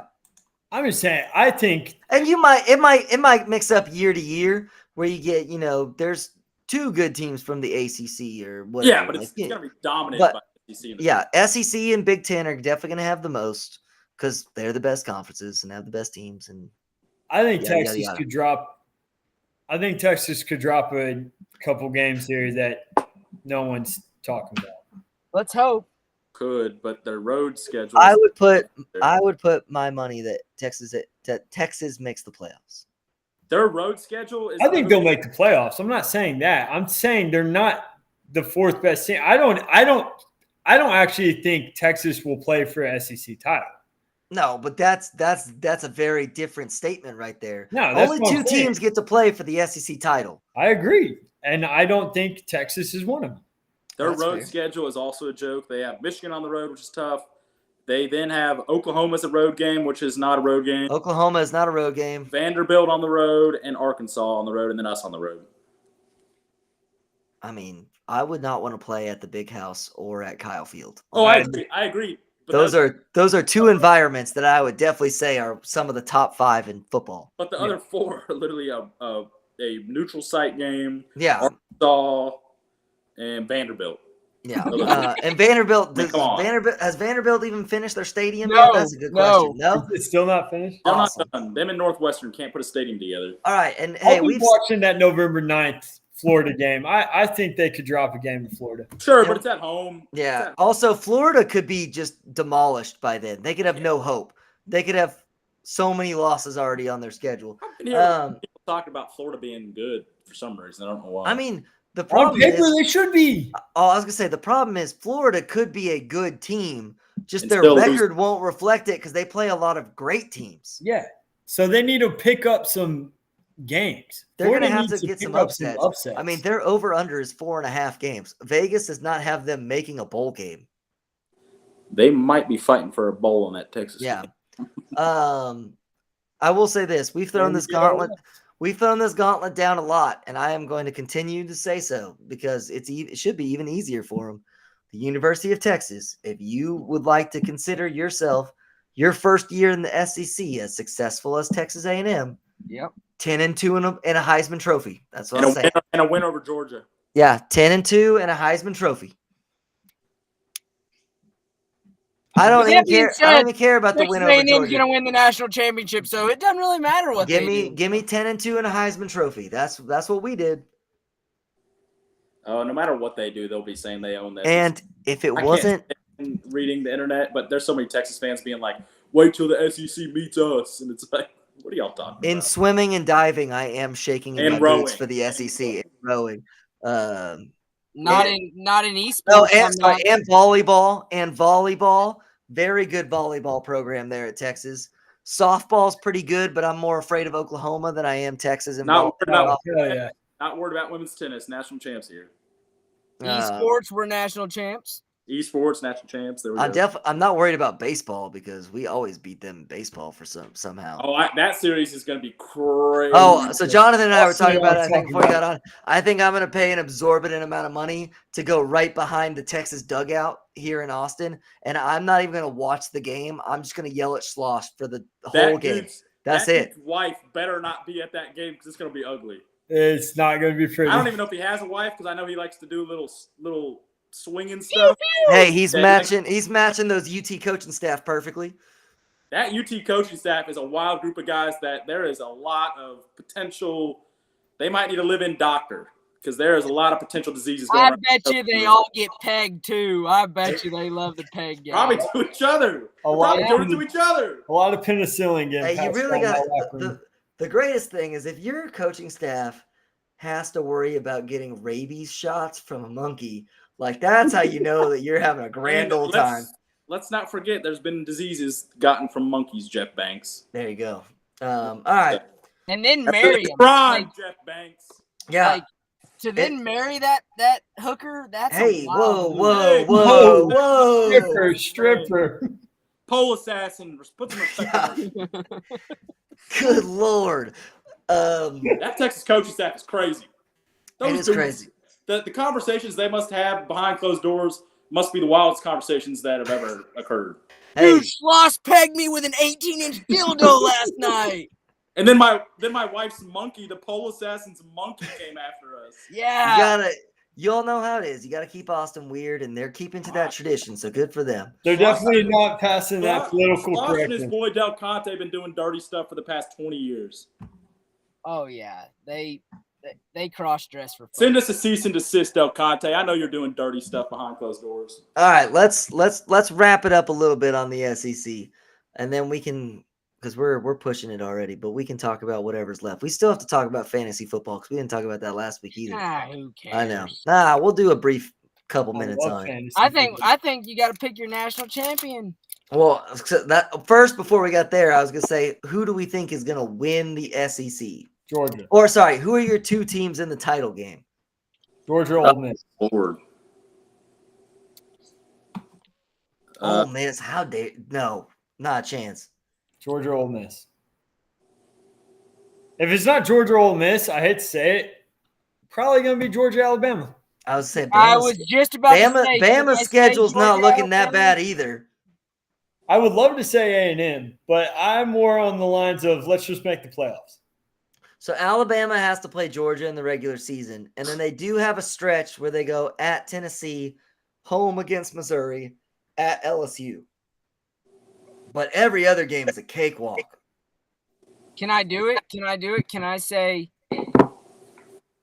Tennessee, Alabama? Wow, who do you have Georgia losing to? I think Carson Beck is absolutely going to stink. I don't even know if it matters.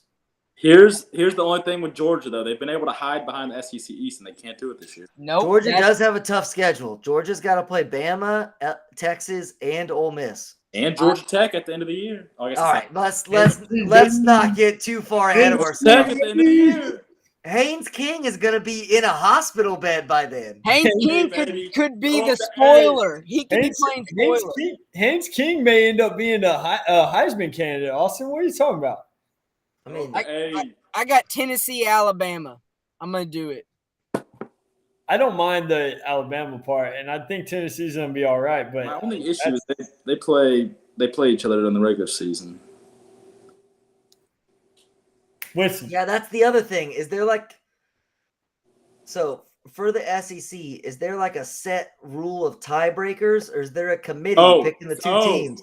If it gets deep enough, it is literally a coin flip. a coin flip. Okay. I'm just making sure that there's not some committee who's not going to sit there and be like, oh, they played each other in the regular season, and I They don't are want to see going that full again. Friday Night Lights. They are going to Yes. meet at the nearest Waffle House and flip a coin. Do they have to?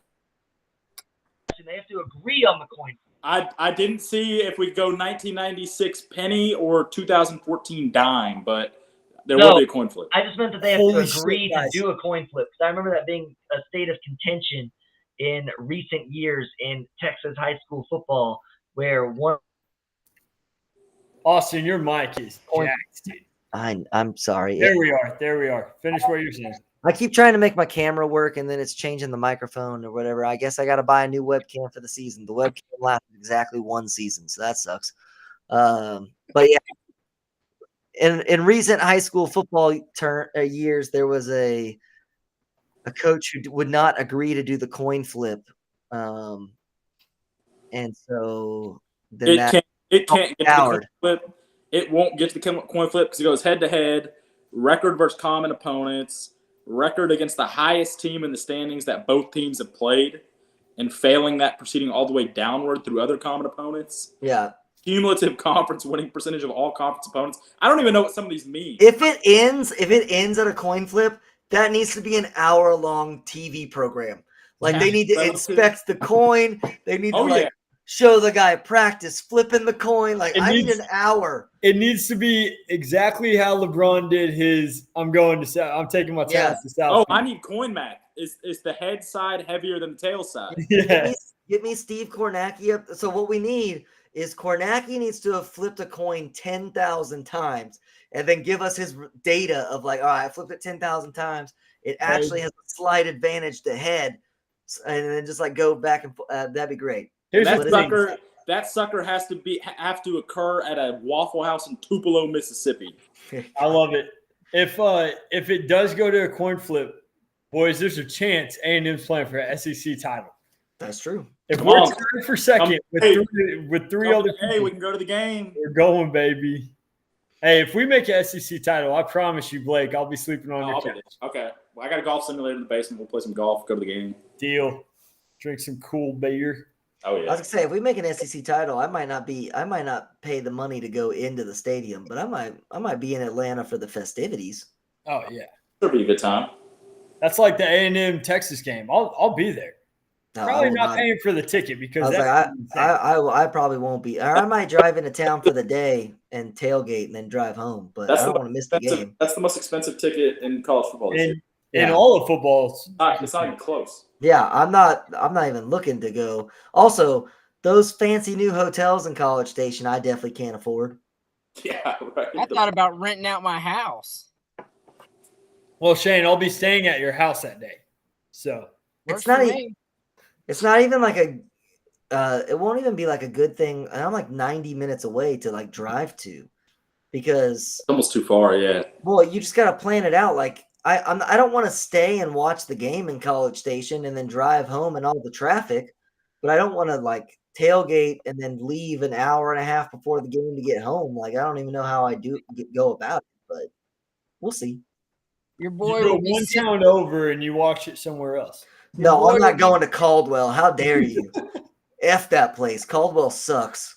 Hey, the Caldwell Yellow Jackets. And you know what? Hey, I apologize if Mark's girlfriend, Jordan, or her family are listening and they're from Caldwell. I apologize. I only say that because of the speed trap that was in Caldwell. That's the only reason why I have bad affiliations. They got a great Dairy Queen in Caldwell. I can tell you that. Their Whataburger sucks. It's the slowest Whataburger in the history of. No, because you're not going to you got to go to that stop sign, baby. You got to go to Dairy Queen. Isn't there like a little diner when you take that little corner towards? Yeah, it's in the hotel. Yeah, I never went there, but it's got to be good. It actually I is. went there once. It was all right. All right, let's wrap. We Let's got wrap family it up. that lives in Caldwell now. We're proud. No, we're Caldwellites these days. There you go. All right. Close I guess to the hospital. Shane wants us to predict a national champion, so we can do that. You got to. Lord, I'm gonna take.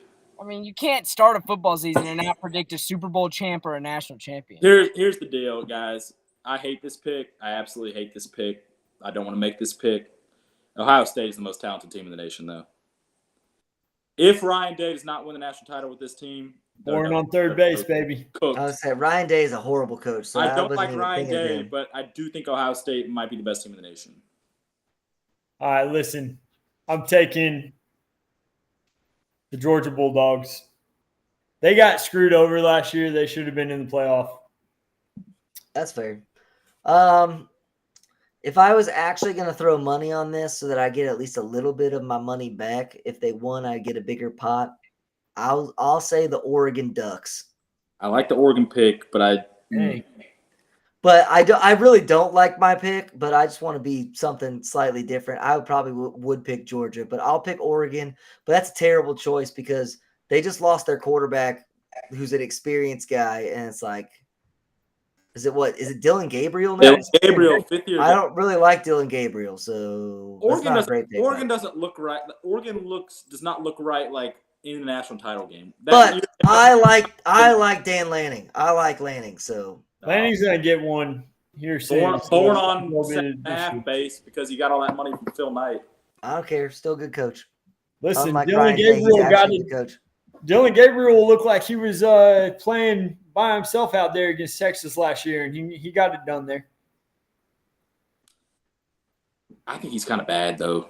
I do He's think not good. bad. He's I not do think- good, but man, like- that game against Texas, he was electric. I was like, Like, I he's do think good. He's bad. good, but like there's No. something about him that's just a little too crazy. He looks so small. He's UCF. I mean, he is perfect for UCF. That's Yeah. true. Then All he right, went to a Shane, big who you school. got? Look, Great start. Shane's like Tulane. No, we God. already know who Shane's gonna say. God, he needed someone to be loyal and kind, so God made a farmer. God needed someone to take care of the land and feed the country, so God made a farmer. And God, he made fight Texas Aggies. So farmers fight, baby. All right, We're winning a natty.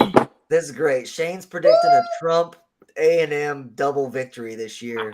Hey, put that parlay down, baby. Put that parlay down. That's a huge victory for the rural communities of this world. Put that Give me a parlay tax down. break, please. Tax Yeah. break. Sign that tax break into law, please. I have a feeling that Shane is not going to be hitting both of those bets. But Otherwise, I'm going bankrupt because I'll be paying taxes on my unrealized gains. Here we go. Yeah. They better All not right. be making that Jellystone next to me anymore. That unrealized gains fits. It's gone. See ya. Comrade Kamala will tax you on Jellystone. Kamala. Why is that racist? It is spelled Kamala or Kamala. I don't know. When someone tells you that their name is supposed to be pronounced some way, just freaking say it the way that they want it to be People don't pronounce pronounced. my name right. They say Stitch. Hey, House. she is- Yeah, she has no, never hey. told me There is personally how to no, pronounce. there is a difference between if I'm a teacher and I'm reading your Wait, name, what is she? I've never heard. How does she say her name is Kamala, not Kamala. It's Kamala Harris. Oh, I've always. To be called her fair, Kamala. Shane, the first time She's I the heard vice that, I was president like, I of the didn't know. United States. You should say her name right. I don't I care what your honestly, opinions are. When I started hearing that, I had no clue that's how it was. No, that's fair. But we all She's- know now that it should be Kamala Harris, not She's Kamala. the border czar. She's the greatest border czar the world's ever seen. Her name is Conrad Kamala. No, if you're gonna say that, Conrad Kamala is fine. But this is one of my biggest pet peeves as a teacher. Is like, I got a lot of students' names that are very difficult to say, and I'm just like, just tell me how to say it, and I'll say it right. I say a lot of words wrong, but like if you tell me how to say it, I'll eventually say it correctly. Austin's like, say it one more time, AA Ron. Yeah. Do the Right. kids living over there in the old brushy? What is that apartment complex that they used to got? Do they still call you Teacher Man or Teach. Teach? Hey, I Teach. get called teacher. I got a lot of students that live in the Avery Ranch subdivision. So I got a lot of interesting names that. No, have that to ain't be got nothing said. on. What was that little apartment complex? Oh, The townhomes. The best part of this Ridge High School this year is that our girl Annette Parkhurst pulled a complete 180. She told everyone at the end of last year, "I'm out. I'm retiring." First day of school, I show up. She's still there. So Annette is still alive and kicking. So that's good. She's like a bad tick, you know. You want to keep her around because you want to scratch her every once in a while, but you just want her to go too. All right. Austin, how'd the scrimmage go on Thursday? I don't know. I don't actually know if we won. I don't know if it had I think there was like a lightning cancellation, but I don't know. We might have won. We might have lost. Who knows? I wonder if Annette Parkhurst is still showing my video at the beginning of each year. I do know that Annette Parkhurst does talk about your video still to this day, so that's good times.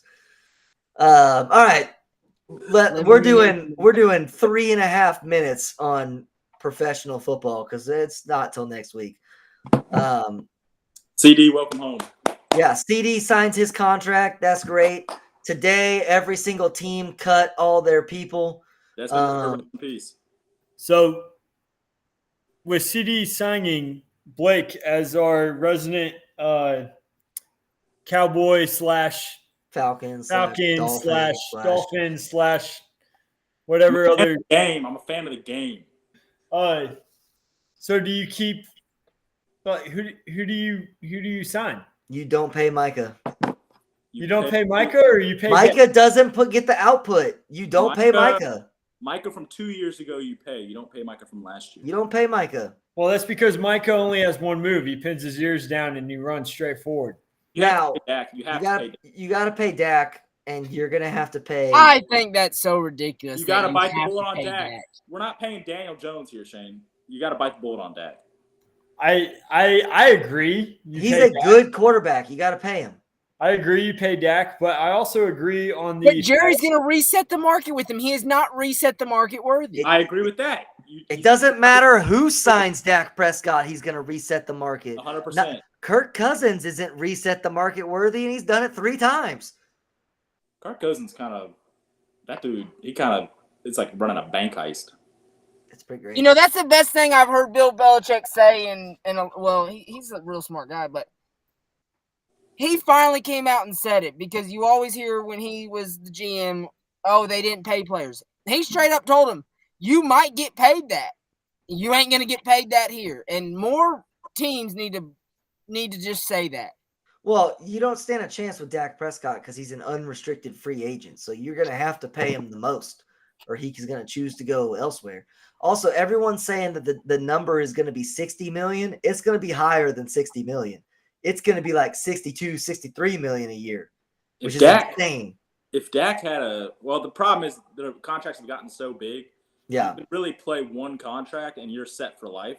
Correct. Whereas like Tom Brady, when he started his career, he really needed to get to like second, third contract. Yeah.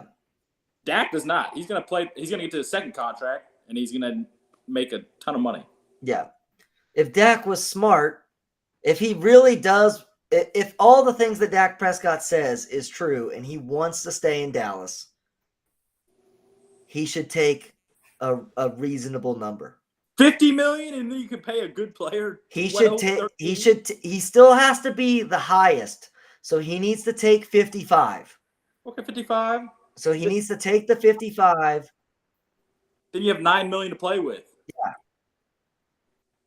But when does it get to the point where these GMs all band together and say, "Look, we're going to pay people based on their value, their actual value. We're not going to." But you're not paying for past performance. You're paying for what you think is going to happen in the future. Yeah. Unless you're the LA Lakers. The LA Lakers crippled their franchise doing that.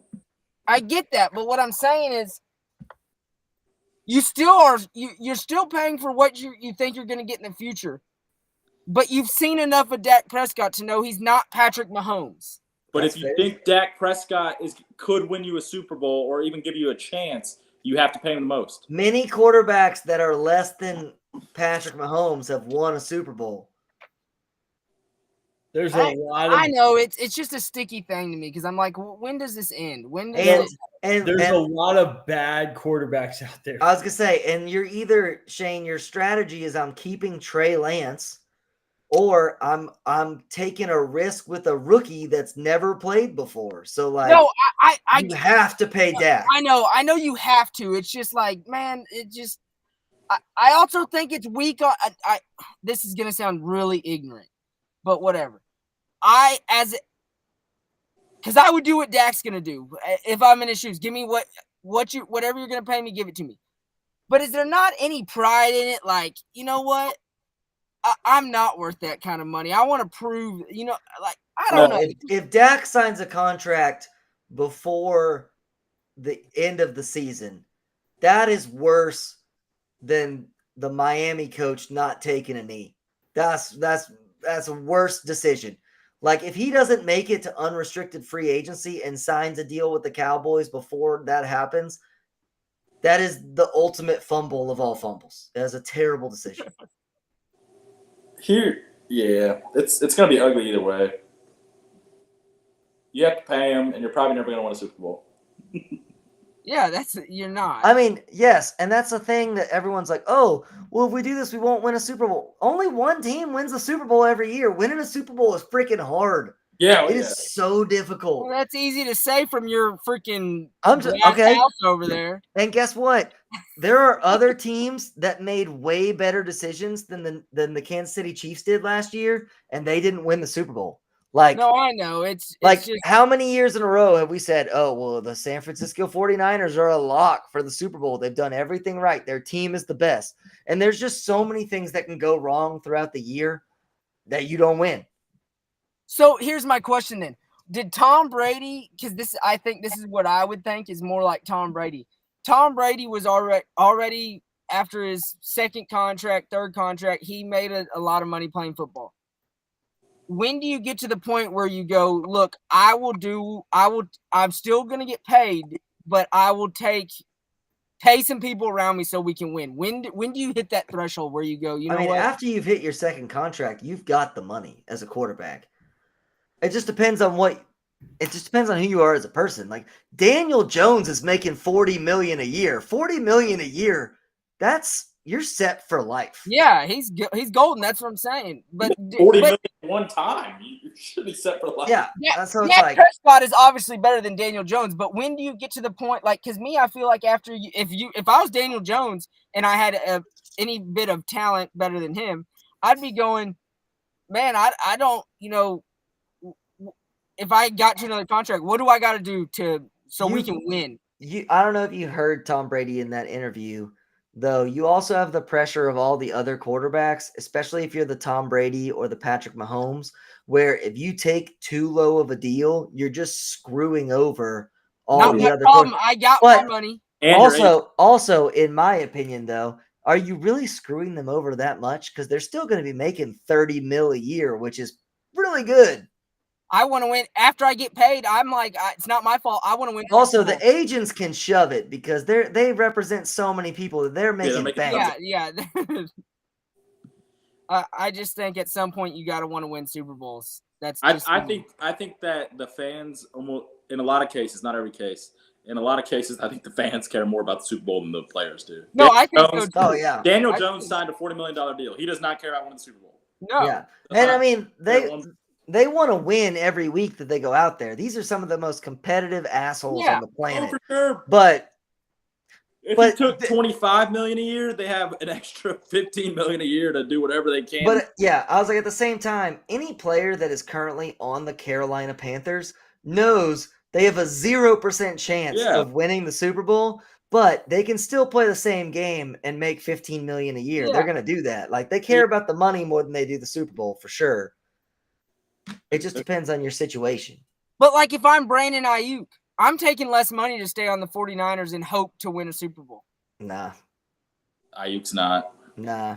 I know he's not, but I feel like I think winning. I agree with that too. Thing. I think in my mind I would too, but I think these guys are thinking about, like, I got 8 years to make as much money as I can. Generational wealth, because they know that they cannot. That, like, a lot of them, their goal is to never work another day in their life, and they're not going to make it. Yeah, like, they're not going to get another job. No. Brandon Ayuk is not going to be hired by ESPN to be in the booth. No, he's going to go. He's going to coach. He's going to go coach high school football. Yeah. When his money runs out. Well, let's be honest.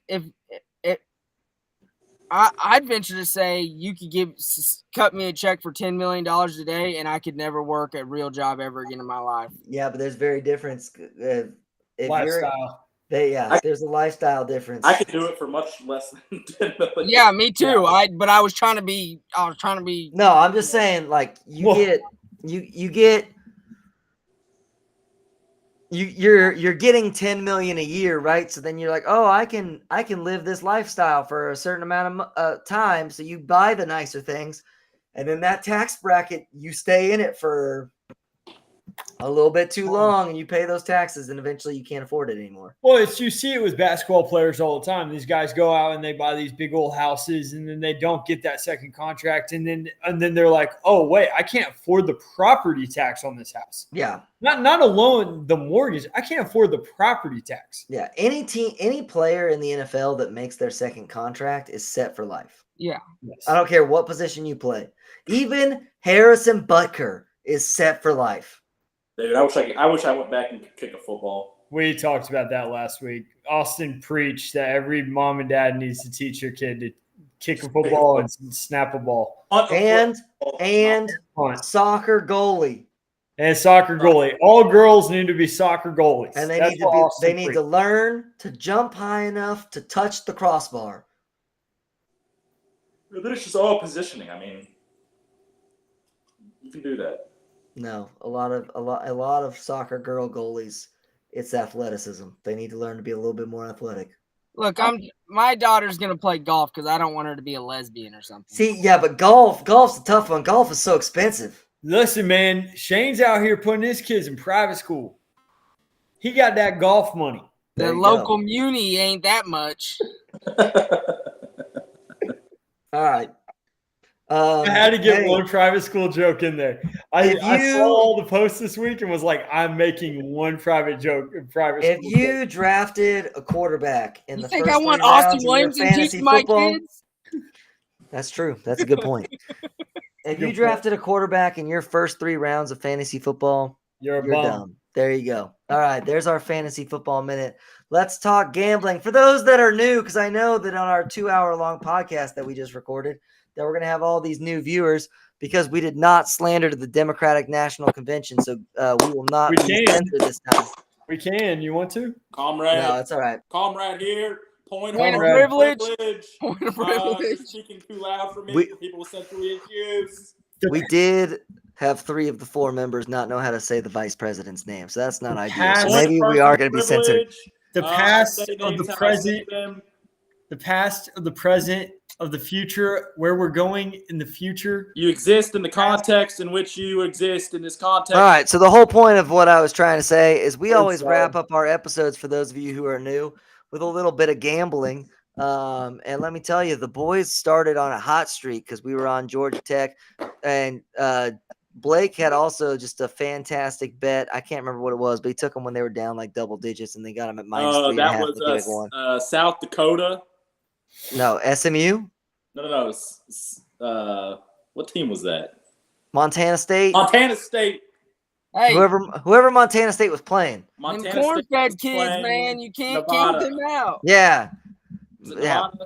yeah, I Yeah. think so. State, Nevada. Yeah, Montana State came back. Good for him. So, what we do is we pick 3 games every week. It has to be a 10-point spread, so we're not doing any of these minus 29.5 BSs. So anywhere between a 0 to 10-point spread, we pick 3 games per week. We keep track throughout the season. I don't remember who won last year. Someone won last. Shane won last year. Shane Sure, pulled probably a not. Last-second comeback. Nice. Shane was our winner last year. Congratulations. Shane went like from dead last to middle of the season getting hot, and then next thing you know, Hey, he comes in You last know what we say here on the season. Football is King podcast. You are either hot or you are You're due. due, baby. Also, please gamble responsibly.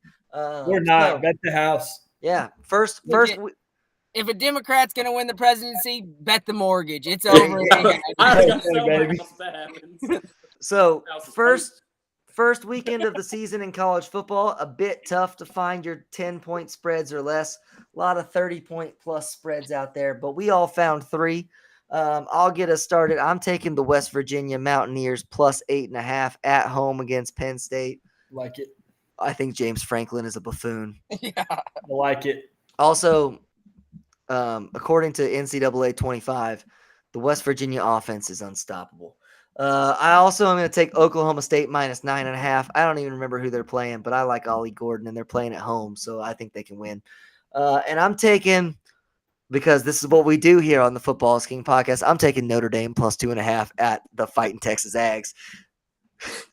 Hoping that my jinx of terrible gambling in college football will make it to where A&M will win and cover that spread. Hey, quick comment. Is this the year that puts a nail in James Franklin's coffin, or is this? Who knows? It needs to be. He All didn't do right. it to any little kids, so you can survive at Penn State. There you go. Who would like to go next? I will go. All right, Jonathan's going to go next. I'm taking the Colorado Buffaloes minus 10.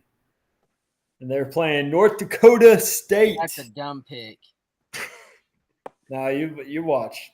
They're playing a D2 school. Yes, they've won 17 out of 25 national championships, Yeah. baby. But You got a team carrying Louis and a team carrying Carhartt. You tell me who's gonna win that game. in a fight, I'll take the Carhartt. But in this football game, I'm going to take the fast kids that outrun everybody. Mm. That's fair. I was super correct there. I don't want to hear shit. I will also take Miami minus 2.5 over the Florida Gators.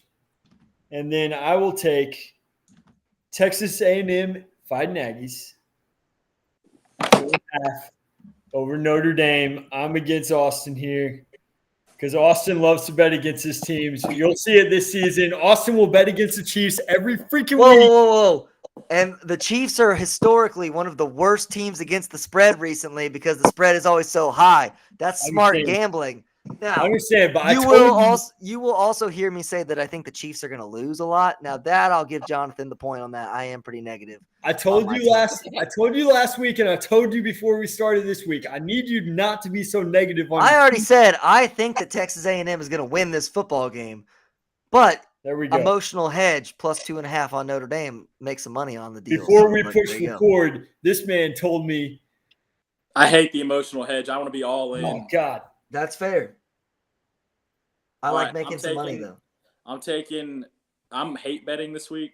North Dakota State plus 10 over Colorado because Dion needs to learn how to do some coach speak. He's getting a little ridiculous.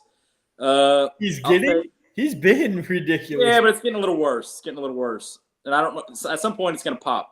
Then I'm taking West Virginia plus 8.5 over Penn State. I also hate James Franklin. I think he's full of it. He's gone. And then I am taking the Miami Hurricanes minus 2.5. Yes, sir. Just because I hate the color orange and green. That's fair. I'll take Wyoming plus 6.5 against Arizona State. I'll take North Carolina minus 2 against Minnesota. And then the lock probably of the whole year is going to be Villanova minus 9.5 against Youngstown State Penguins. Hey, you know you're looking at football scores, not basketball, right? Like it's not Villanova basketball minus 9.5, right? There's a lot of big football guys from Youngstown. Mike Vrabel, Bob Stoops, Yeah. A lot of Also, coaches. Tim A lot of Tressel. coaches. Did any Also- of them go to Youngstown State, Tim though? Yes. Tressel did. Yes. Bob Stoops probably did. I think Mike Vrabel's Youngstown. yeah. Also, they have this the penguin with the scarf on it. That's one of the coolest mascots in all of college football, right there. So, all right, Tough to beat. I'm This not is the gonna lie. only game Villanova's going to win all year, folks. It's so- possible. For those who don't know, we record this late at night, and I'm exhausted, so we're gonna wrap it up there because it's been a long episode, and I'm Yeah, ready I to go got to sleep. get my kids to private school. Yeah, Shane's got to go to private school. Us public school urchins out there got to teach some kids in the morning. So, and I have 2 different labs that I don't know how I'm going to teach them yet. So, new curriculum is great, everyone. Woo, state of Texas is awesome. We thank you so much for supporting the podcast. I'm supposed to say this at the beginning, and I forget every time. Please like and subscribe and share. I'm going to be putting this on Spotify again, and we're going to be putting it on the social medias. It's going to grow. We're going to reach 100 subscribers this season, which was our goal last year, This is and the we year, only man. made it to 42. So, Hey, that's pretty good. well, we made it to 42, and then 3 people unsubscribed. So we're at 39, but we're going to make it to 100. That's the goal. Thank you for all the support. We'll see y'all next week. We have a whole slate of games to talk about next week. It's going to be great. Let's go. Get going.